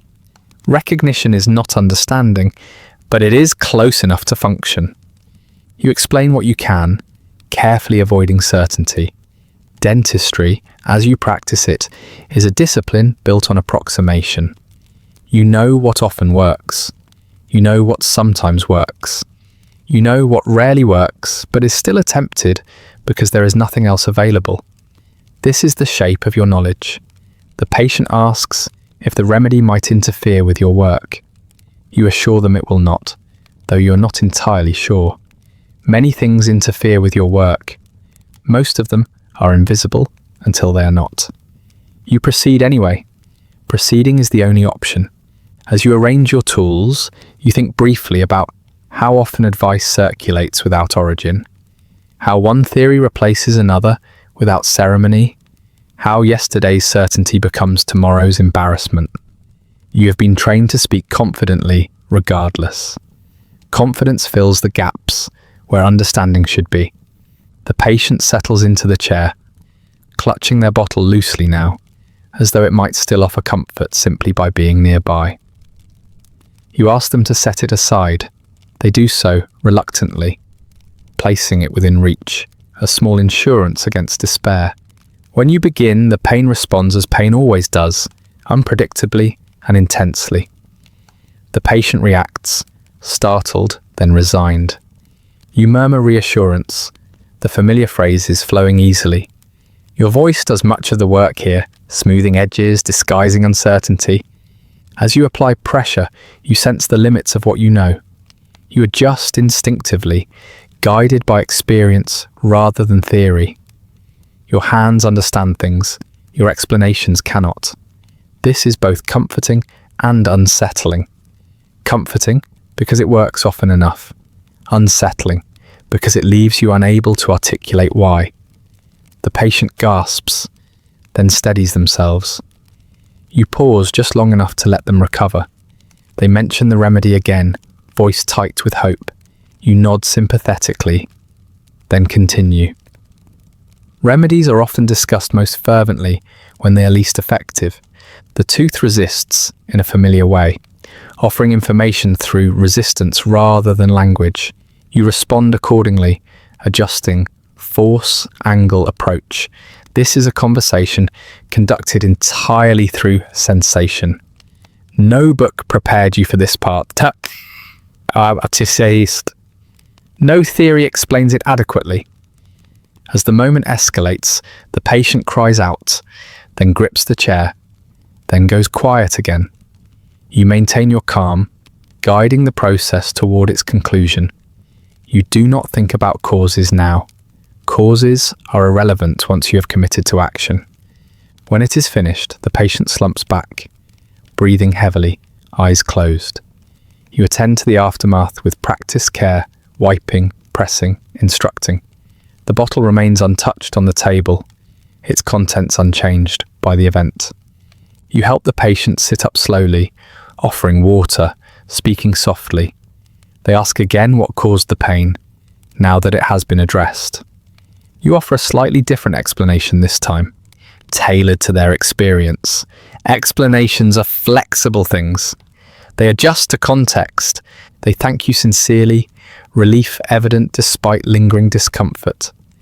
Gratitude flows easily when pain recedes, even temporarily. You accept it with a nod, aware that relief does not always last. After they leave, you tidy the room, restoring order. The bottle remains behind briefly, forgotten in the confusion of recovery. You pick it up, examine it closely. The liquid smells faintly herbal, vaguely medicinal. You set it aside carefully. Someone will return for it later, or it will be discarded quietly. Either way, it will not change much. As you wash your hands, you think about how often you rely on instinct dressed up as expertise. How often you borrow authority from tradition rather than evidence. The thought does not trouble you deeply.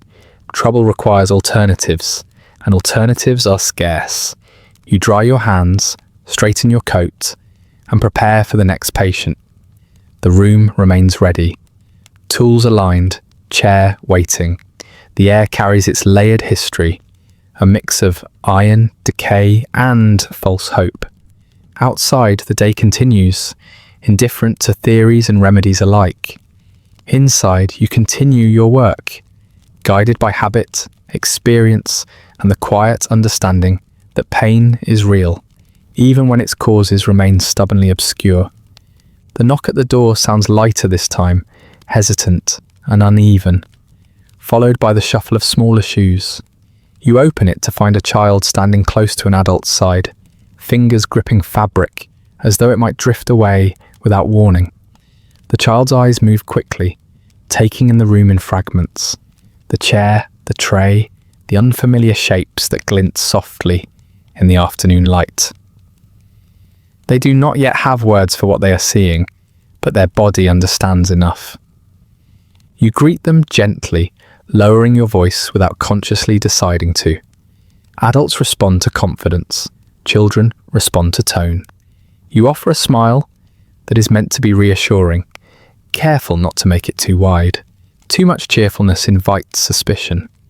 The child does not smile back. They stare instead, expression solemn, absorbing every detail. The adult explains the problem in careful terms, apologizing unnecessarily, as though the child's discomfort were a failure of supervision. You listen patiently, nodding, asking a few simple questions. The child remains silent, eyes fixed on the chair now, as though it has begun to breathe. You gesture for them to come closer. The child hesitates, then takes a small step forward, then another, moving as though the floor itself might object. Their hands tremble slightly. You notice this without remark. Drawing attention to fear gives it shape. When you guide them toward the chair, they resist just enough to make their reluctance clear. You do not force the issue. Instead, you wait, resting a hand lightly on the back of the chair, allowing the moment to stretch. Children need time to assemble courage from unfamiliar pieces. Eventually, they climb up, movements awkward and stiff, shoes dangling above the floor. The chair seems too large for them, the leather cold against smaller limbs. You adjust it carefully, lowering it slightly, making it feel less imposing. Scale matters more than adults realize. You speak softly, explaining what will happen in terms that avoid detail. You mention looking, cleaning, helping. You do not mention pulling, pressure, or pain. The child nods uncertainly, eyes never leaving your face, searching for something they can trust.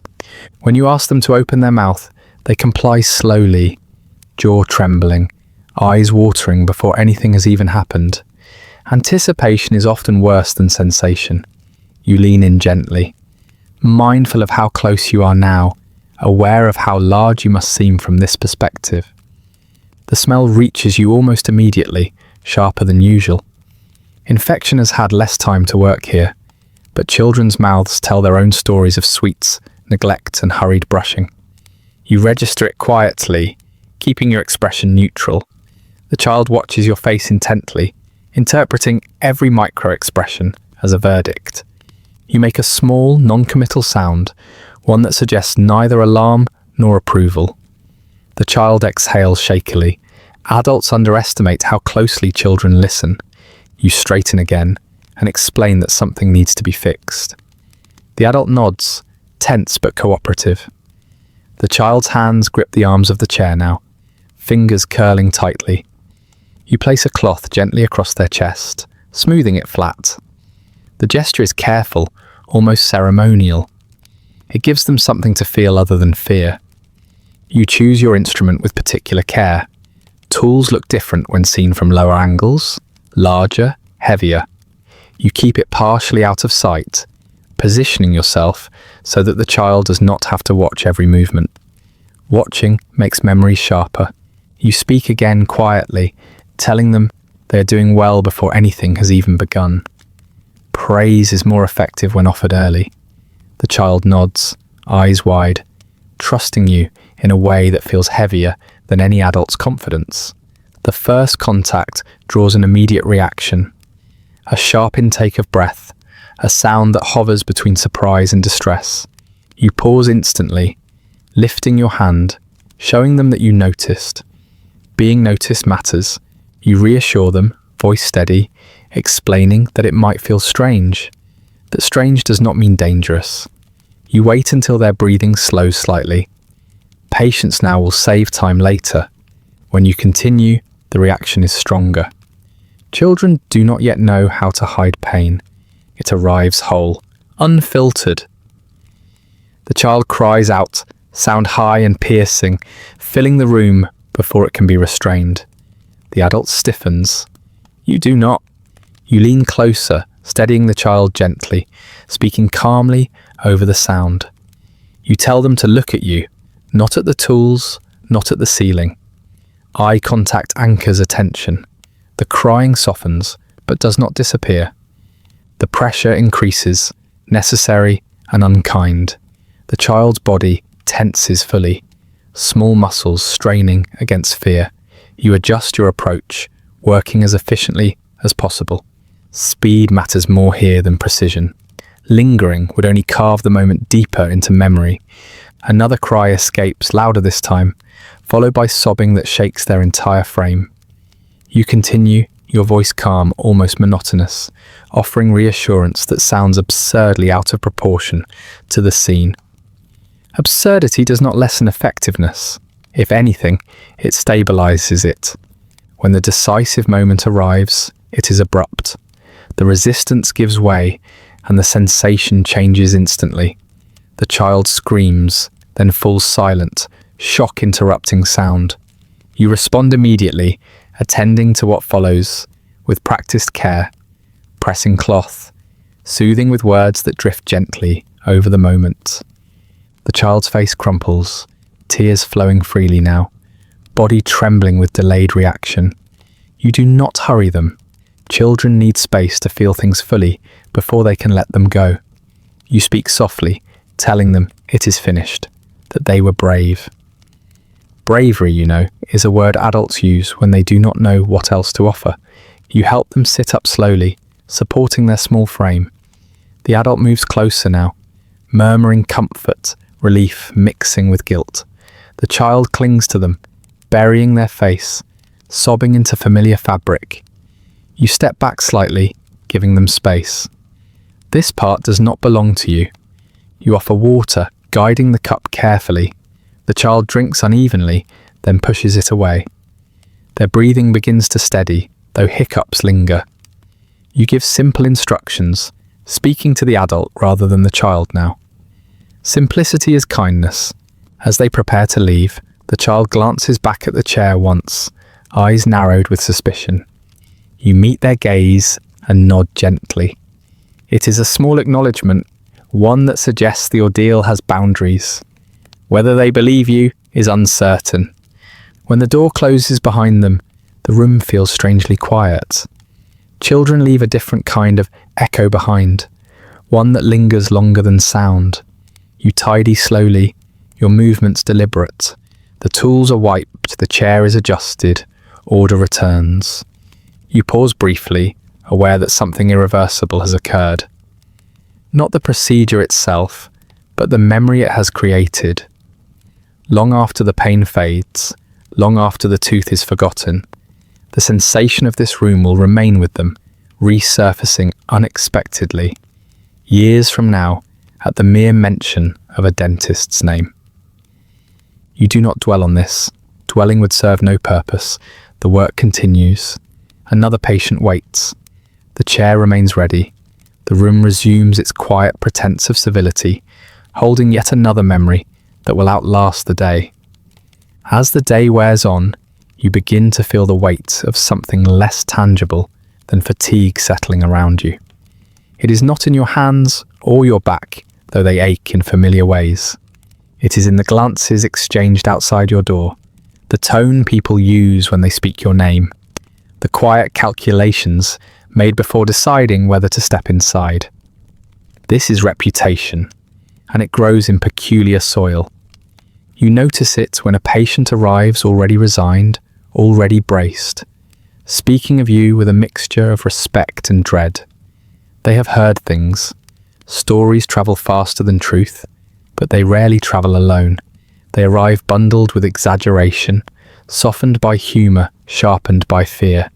You are described as competent. You are described as firm. You are described as someone who gets the job done. Very few say you make things pleasant. The patient before you settles into the chair with an air of grim determination. They are not here because they expect comfort. They are here because they expect resolution, or at least an end to escalation. Pain, left untreated, has a way of convincing people that survival is an acceptable measure of success. You greet them politely, as you greet everyone, your manner calm and unremarkable. Politeness is part of the performance. It reassures those who still believe reassurance matters. The patient nods, hands already gripping the arms of the chair, eyes scanning the room with practiced familiarity. This is not their first visit to a place like this. As you examine them, you sense their expectations hovering between hope and resignation. They do not ask if it will hurt, they ask how long it will take. Time, not sensation, is their primary concern. Pain is assumed. Pain has already claimed its territory. You explain the procedure briefly, efficiently, without embellishment. You have learned that honesty, stripped of detail, earns trust more reliably than optimism. The patient nods, accepting the terms without negotiation. Negotiation implies leverage. There is none here. When you begin, the reaction is immediate and familiar. The patient tenses, breath hitching, a sound escaping that is quickly swallowed. You continue steadily, your movements confident. Confidence matters more than outcome. Outcome, in many cases, is uncertain anyway. As the procedure unfolds, you sense the patient's endurance stretching, testing its limits. They hold on, literally, figuratively, enduring each sensation with clenched resolve. You recognize this posture. It is the posture of someone who has decided that lasting through the ordeal is victory enough. When the decisive moment arrives, it brings the usual cascade of reaction, sharp sound, sudden movement, then stunned stillness. You respond with practiced efficiency, managing the aftermath, restoring order. The patient slumps back, breathing heavily, eyes closed. You speak softly, telling them it is finished. The words land with visible relief. Relief, not satisfaction. Satisfaction would require comfort, understanding, perhaps even improvement. Relief requires only cessation. You help them sit up slowly, offering water, instructions, reassurance.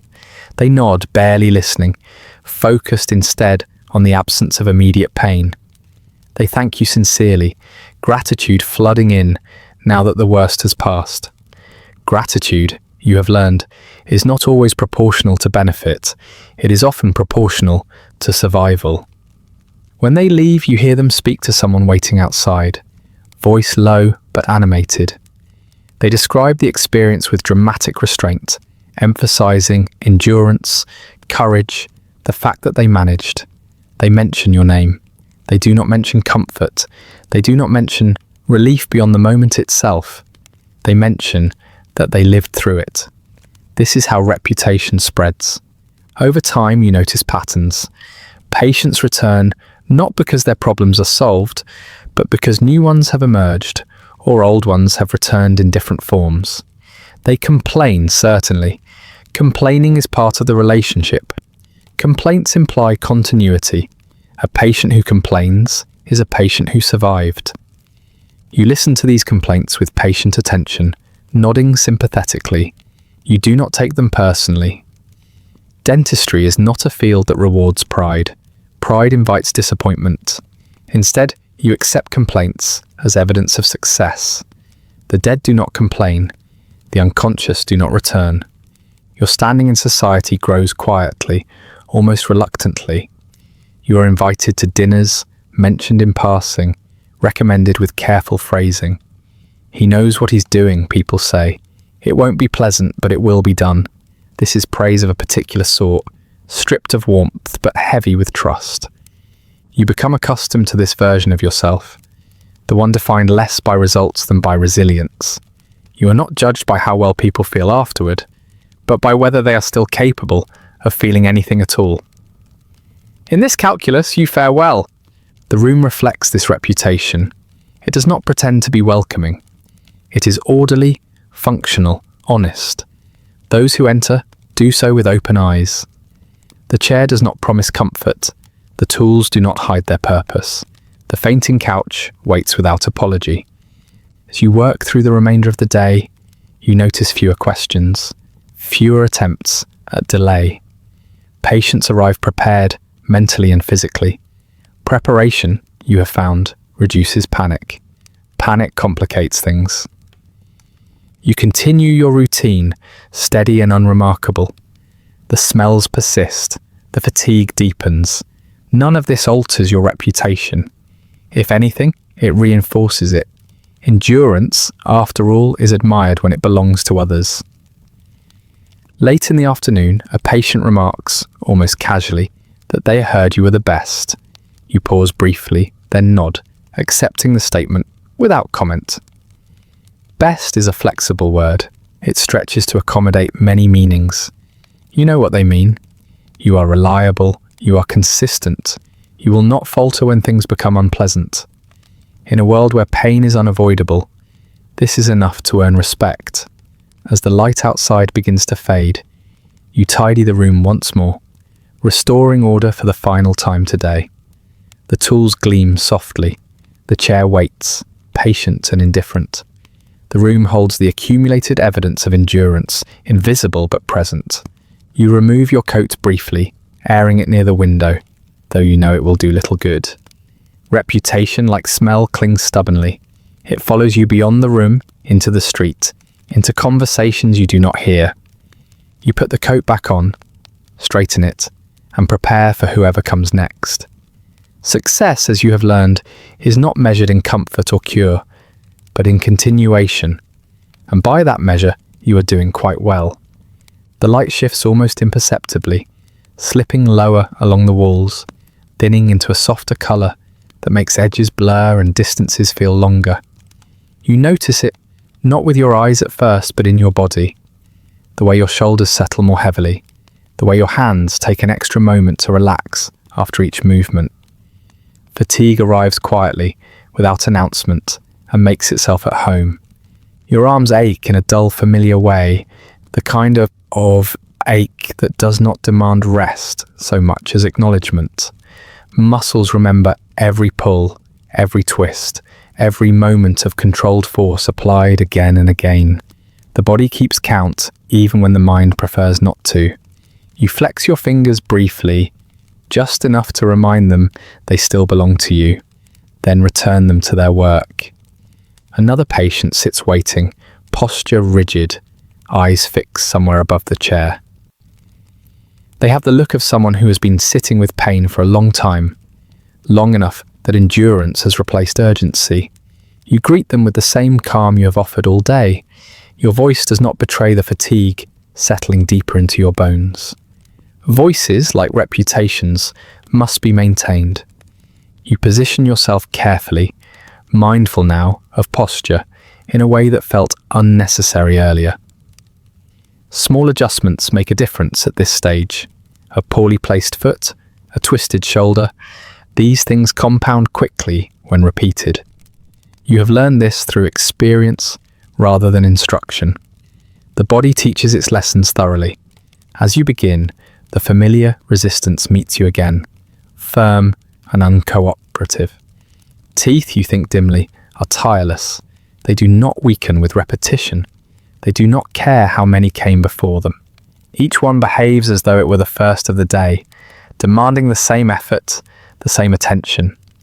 You increase pressure gradually, your movements slower now, not from hesitation, but from conservation. Speed costs energy. Energy is becoming precious.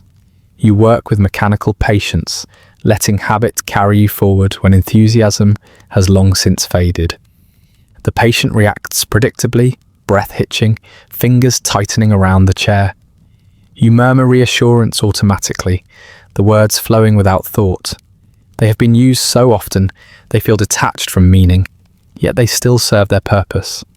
Familiar sounds are comforting, even when they promise little. Your back stiffens as you lean in, protesting the angle. You adjust slightly, redistributing weight, finding a position that demands less from you without compromising control. Control cannot be sacrificed, no matter how tired you feel. Fatigue excuses nothing here.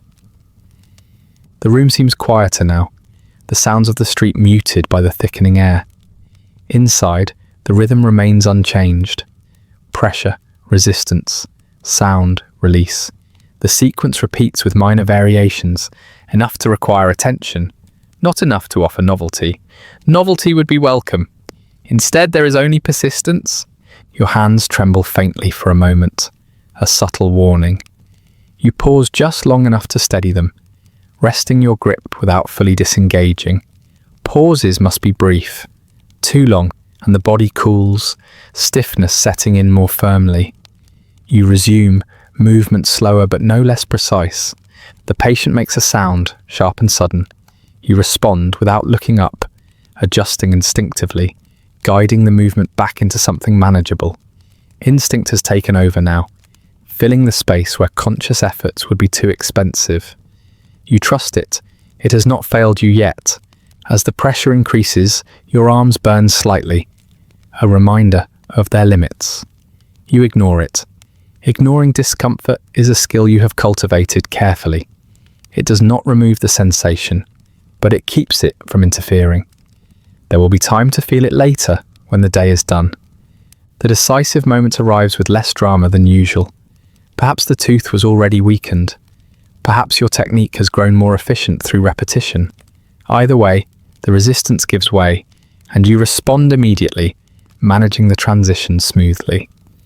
The patient cries out, then exhales heavily, relief flooding in as the ordeal ends.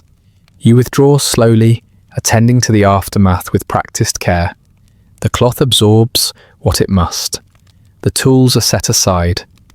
You speak softly, telling them it is finished. The words land with visible effect. Relief straightens their posture, steadies their breathing. They thank you, voice strained but sincere. You help them sit up, supporting the movement with one hand, while the other steadies the chair. Your back protests briefly, then settles. You ignore it again. Ignoring has become second nature. When the patient leaves, you take a moment to stand still, hands resting lightly on the edge of the tray. The room feels heavier now, saturated with the day's efforts. The smells have layered themselves thoroughly, iron and decay woven together into something dense and unmistakable. You breathe shallowly, minimizing contact. You wipe your tools slowly, more carefully than before.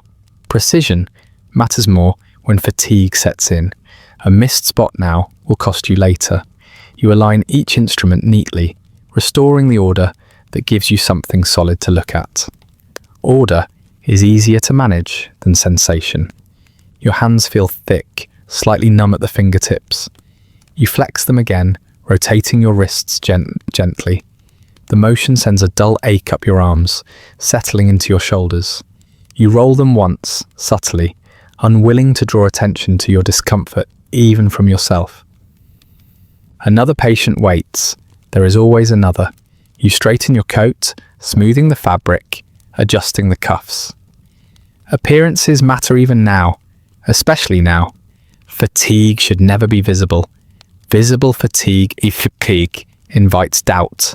As the next procedure begins, you rely almost entirely on muscle memory. Your mind drifts slightly, not away from the task, but into a narrower focus where only immediate actions exist. This state is both dangerous and efficient. You have learned how to inhabit it without losing control. The hours drift by without clear boundaries. Time becomes measured in procedures rather than minutes, in the number of times you wash your hands, the number of cloths folded and set aside. The light outside continues to fade, unnoticed, except for the way shadows lengthen across the floor. Your back stiffens further, movements becoming more deliberate. You compensate automatically, adjusting posture, shifting weight. The body adapts as long as it can. You accept its limits without resentment. Resentment would only exhaust you faster. When the final patient of the long afternoon leaves, you stand alone in the room for a moment, listening to the quiet settle. The chair waits, empty now. The tools rest, clean and aligned. The fainting couch remains unused, its presence reassuring even in its stillness. You lean briefly against the table, allowing yourself a single, measured breath. The ache in your arms is undeniable now, spreading into your shoulders, settling deep. You do not massage it. That would acknowledge it too fully. Instead, you straighten again, restoring your posture, reclaiming your role. The day is not yet over. Evening still waits with its own demands. But for now, you prepare the room once more, movements slow and careful, knowing that while your arms grow tired, the teeth never do. The room empties itself gradually, as though reluctant to admit the day is ending. The last patient's footsteps fade down the street. The door settles back into its frame, and the air grows still, in a way that feels earned rather than imposed. Outside, voices soften, carts pass less frequently, and the city exhales into evening. Inside, you remain, standing where you have stood all day, letting the quiet arrive fully before you move. Silence behaves differently here than it does elsewhere. It is not empty, it is layered, carrying the residue of every sound that came before it. The creak of the chair lingers faintly. A sharp intake of breath echoes without noise. The room remembers, even when it pretends not to. You turn toward the basin and begin the familiar ritual of washing. Water pours steadily, catching the light as it flows, clean and confident in a way nothing else here ever quite is. You immerse the first instrument, watching the surface ripple as metal disappears beneath it. The water clouds almost immediately, responding to contact, revealing traces that were never truly gone. You scrub carefully, methodically, your movements slower now, not from hesitation, but from exhaustion, tempered by habit. Each groove, each joint, each curve receives attention. You know where residue hides. You have learned where to look, even when the eye insists there is nothing left to see. The sound of brushing is soft and repetitive, almost meditative. It fills the room gently, replacing the sharper noises of the day. This is a sound you welcome. It suggests closure, if not resolution. It suggests that effort can still be applied without resistance. As you rinse the instrument, the water runs clear again, at least briefly. You lift it, inspecting it under the fading light. The metal gleams, polished and neutral, giving no hint of what it has been used for. Appearances are convincing, they always have been. You place the cleaned instrument aside and reach for the next. The sequence continues, one tool at a time, each treated with the same care. You do not rush. Rushing at this stage would undo the day's final contribution to order. Order matters more now than ever.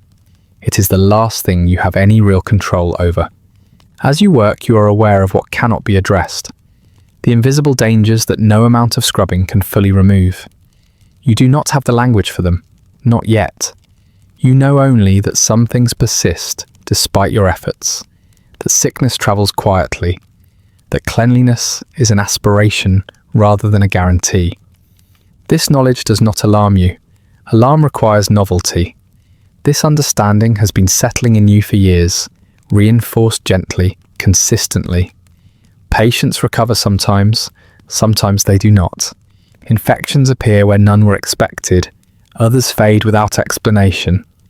The patterns are inconsistent, but the risk is constant. You accept this with the same quiet resignation you apply to everything else. Acceptance is not approval, it is simply acknowledgement. The smell in the room has softened slightly with the arrival of evening. Iron recedes, decay dulls. What remains is a faint, lingering blend that has become synonymous with your work. It clings to the instruments even as you clean them, though less perceptibly now. You breathe shallowly, aware that your senses are tired too. You rinse your hands again, though they're already clean. The water runs over a skin that feels thicker now, less responsive, as though the day has layered itself there too. You scrub out of habit rather than necessity, the motion reassuring in its familiarity. When you dry your hands, you notice small marks you do not remember acquiring, a faint bruise near the wrist, a red line where pressure was applied too long. These are not injuries, not really. They are reminders. You flex your fingers slowly, feeling stiffness resist, then yield. The tools are arranged neatly once more, aligned with care. They rest in their tray, gleaming softly, indistinguishable from how they looked this morning. Tomorrow, they will be lifted again, applied again, returned again. They are patient. They have no sense of time. You wipe down the surfaces of the room, cloth moving steadily across wood and metal. The act feels ceremonial, a way of closing the day properly. Dust is removed, smudges disappear. The room is returned to a state of quiet readiness. As you work, the silence deepens. The city outside has moved on to other concerns. Inside, the only sound is your own movement, measured and unhurried. This is when the room feels most honest. There is no audience, no performance, no need to reassure anyone. You glance briefly at the fainting couch, smoothing its cushion, aligning it with the wall. It looks innocuous now, simply another piece of furniture. Only you know how often it has been needed, how often it will be needed again. The chair is adjusted, brought back to its upright position. It waits, indifferent. You run a hand along its armrest, feeling the worn smoothness where countless hands have gripped in anticipation or relief. The chair bears its own invisible history, absorbed without comment. You open the window slightly wider, letting the evening air move through the room. It carries the scent of damp stone and distant cooking fires. It helps, marginally. Some things do not leave easily. They prefer to stay where they are known. As the light continues to fade, shadows lengthen, softening the edges of objects. The room looks almost gentle now, its harsher realities disguised by low light. This is the version of the space you prefer, the one that asks nothing of you. You gather the linens used throughout the day, folding them inward carefully. Red paint has dried dark now, less conspicuous, easier to hide. You stack the cloths neatly, preparing them to be dealt with later. There is no urgency, they will wait. Before leaving, you stand still for a moment, surveying the room. Everything is in its place, everything appears ready. The illusion of cleanliness is complete. It will satisfy anyone who looks closely enough, but not too closely. You know better, of course. You know that what truly matters cannot always be seen. That tomorrow's discomfort is already quietly prepared, embedded in places no cloth can reach. You do not dwell on this. Dwelling would only complicate rest. You extinguish the lamp, plunging the room into dimness. The shapes remain, familiar and reassuring in silhouette. The door closes softly behind you, sealing the space until morning. As you step out into the evening air, the smell follows you faintly. clinging to your clothes, a subtle reminder that the day is not entirely over just because the work has paused. You accept it without resistance. Some things must be carried. Tomorrow will come soon enough. The tools will be lifted again, clean in appearance, unchanged in purpose, and you will return, rested or not, ready to repeat the careful preparation that makes discomfort possible. You step outside and let the door close behind you without haste, allowing the soft click of the latch to mark the end of the room without announcing it too loudly. The evening air meets you gently, cooler than the space you have left, carrying with it the damp scent of stone, smoke, and distant cooking fires. You pause for a moment on the threshold, breathing carefully, as though testing whether the outside world will accept you back without comment. The street has softened. Daylight lingers only as a memory now, stretched thin along rooftops and upper windows, leaving the ground level to shadow and lamplight. Footsteps pass less frequently. Voices are lower, conversations shortened by fatigue rather than urgency. You adjust your coat instinctively, though it does little to change how the fabric feels against your skin. The day sits with you still, settled deep, as though it has chosen to remain. You begin walking, each step deliberate, measured. Your legs move willingly enough, but there is a heaviness to them that was not present this morning. It is not pain exactly, not sharp or demanding. It is the quiet ache of effort remembered, stored carefully in muscle and joint. Your body has kept a detailed account of the hours spent leaning, pulling, bracing, and holding steady. The rhythm of walking helps. It redistributes sensation, spreads it more evenly, making it easier to carry. The stones beneath your shoes are uneven, familiar, requiring attention, just enough to keep your thoughts from wandering too freely. You welcome this. Too much reflection invites unwanted detail. As you move farther from the practice, the smells begin to change. The iron fades first, retreating reluctantly. The heavier notes of decay follow more slowly, clinging to your coat, rising faintly when you shift your shoulders. You are aware of it, but you no longer react. Awareness does not require response. You pass familiar landmarks without really seeing them. A shop shuttered for the night, a doorway glowing faintly with candlelight, a figure leaning against a wall, lost in thought. The city does not acknowledge your day, it has had its own. This indifference is comforting. Your hands ache more noticeably now that they are no longer occupied. Fingers curl slightly of their own accord, remembering the shapes they held. You flex them gently as you walk, careful not to draw attention to the motion. A gentleman does not advertise discomfort. Discomfort is endured privately. With each step, fragments of the day surface, uninvited. Not images exactly, but impressions. A sudden tightening of your own jaw at a remembered sound. A brief pause in your stride as a cry resurfaces, distant and muffled now. Stripped of urgency, but not entirely gone. These echoes do not demand anything from you. They simply exist. You let them pass without resistance. Resistance gives them shape. Instead, you focus on the steady rhythm of your steps, on the way the cool air moves against your face, on the subtle relief of leaving a closed room behind. Open space dilutes memory, even if it cannot erase it. The ache in your back becomes more pronounced as you walk, settling into a deep stiffness that responds poorly to movement. You adjust your posture slightly, straightening, then easing back into something more natural. The body negotiates its own compromises. You allow it to do so without interference. As you cross a quieter stretch of street, the sounds of the day thin further. A distant laugh drifts briefly, then disappears.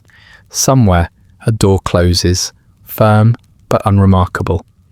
The world is returning to itself, shedding the noise of labour. You are grateful for this transition, though you do not rush it. Your thoughts drift not toward specifics, but toward patterns.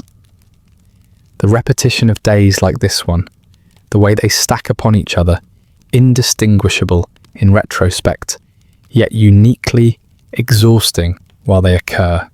You wonder briefly how many more will pass before something changes, then let the question dissolve. Wondering without answers is an unproductive habit. You pass a window where lamplight spills warmly onto the street. Inside, a family gathers around a table, movements slow and familiar. The sight holds you for a moment longer than expected. You do not envy them exactly. Envy implies desire. What you feel is more distant, a quiet recognition of difference. You continue walking, the distance to home shortening with each step. Home is not far, but it feels farther tonight, stretched by fatigue rather than geography. Still, the path is known. Familiarity carries you when energy falters. The smell of your clothes shifts again as the air cools further. It becomes subtler, less intrusive, though never entirely absent. You imagine hanging the coat later, airing it near a window, pretending this will help. Pretending has its uses. Your shoulders relax slightly as you walk, tension easing in small increments. Movement loosens what the day tightened. You allow yourself this small mercy. There will be time enough later to sit still and feel everything settle more fully. A faint breeze passes, stirring loose dust and carrying with it the scent of damp earth. You inhale more deeply now, letting the air fill your lungs without caution. The world outside does not smell like your work. This difference matters. As you near your door, your pace slows almost unconsciously. There is no urgency to arrive. Arrival signals another transition, one that requires adjustment. Inside, there will be quiet, but also stillness. And stillness has a way of inviting memory back with greater clarity. You pause briefly before reaching for the handle, resting your hand against the cool wood. The ache in your fingers is more noticeable now, sharp enough to register clearly. You close your hand slowly, then release it, testing movement. Everything still responds. That is enough. When you step inside, the air is cooler than the practice, but warmer than the street. It smells faintly of soap and old wood, uncomplicated and reassuring. You close the door behind you, sealing out the city's remaining noise. The quiet that follows is different from the silence of the surgery. This one belongs to you. You remove your coat carefully, hanging it where it can rest. As the fabric settles, it releases a final, faint reminder of the day. You acknowledge it without comment. Tomorrow will bring its own. You sit down slowly, feeling the chair support your weight, feeling the ache in your back deepen briefly, then ease. Sitting has consequences now. Every change in position does. You accept this without complaint. As you rest, the day finally begins to loosen its grip, not disappearing, but spreading out, becoming less concentrated. The echoes soften further, losing their edges.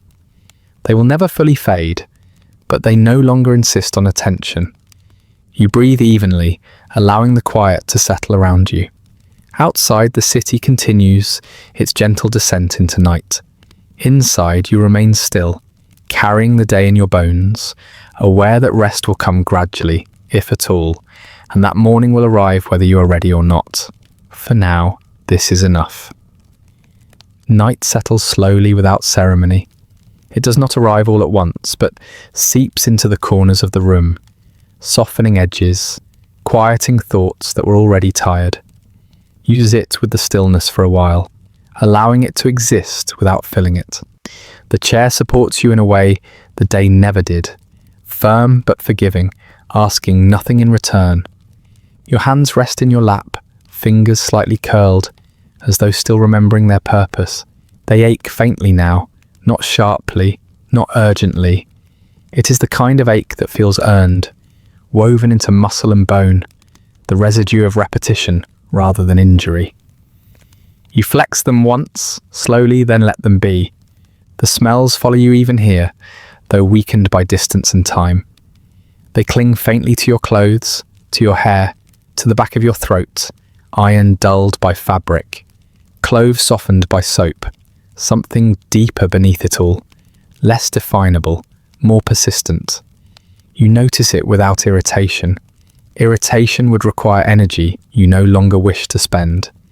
You think briefly about how nothing about the day felt dramatic while it was happening. Each moment arrived quietly, did its work, then moved on. Pain came and went. Fear surfaced and receded. Resistance was met, managed, overcome. There were no clear boundaries between one experience and the next, only a steady flow that carried you along whether you wished it or not. It occurs to you that regret does not arrive the way people expect. It does not announce itself with force or demand attention.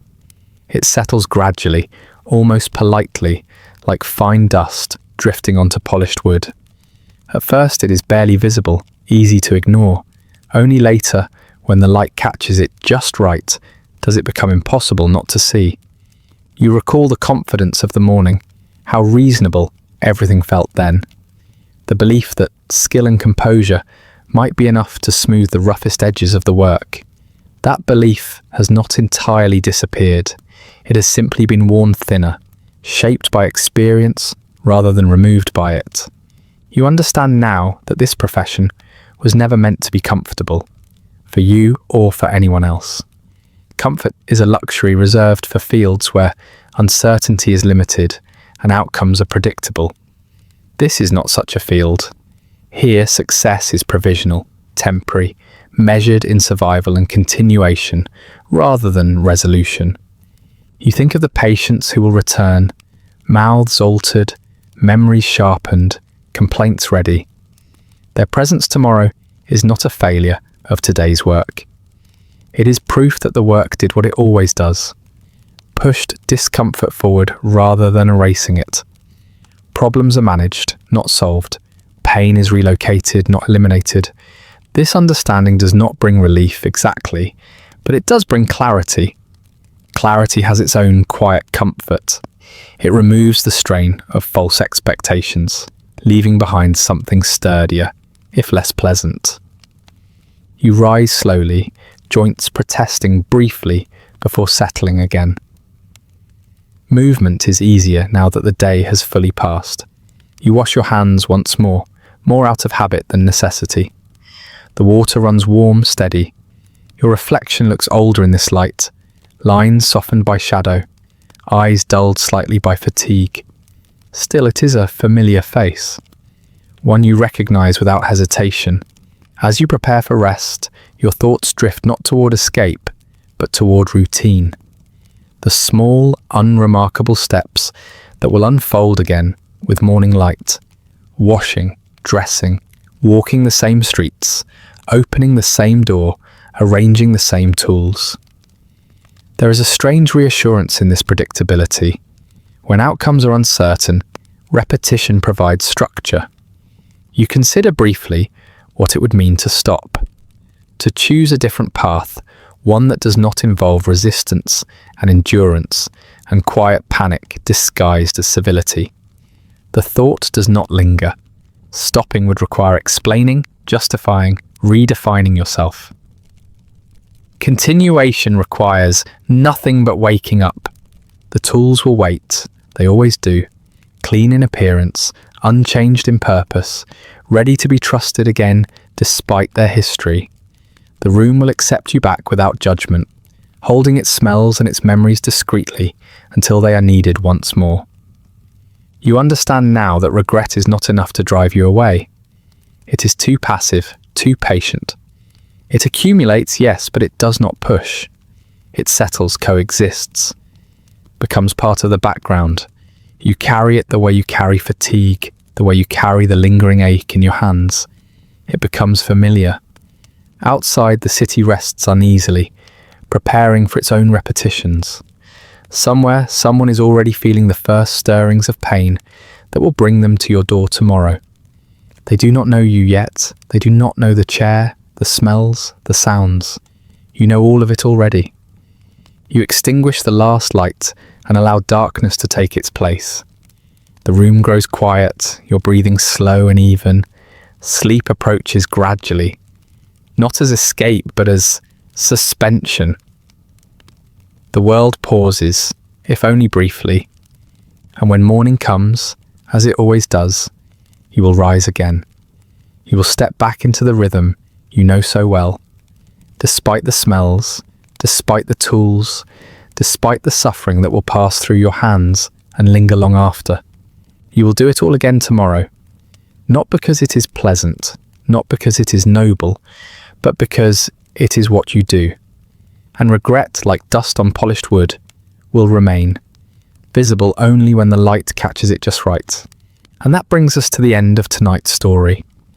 Feel free to like, subscribe, or leave a comment with another forgotten corner of history you'd like explored next.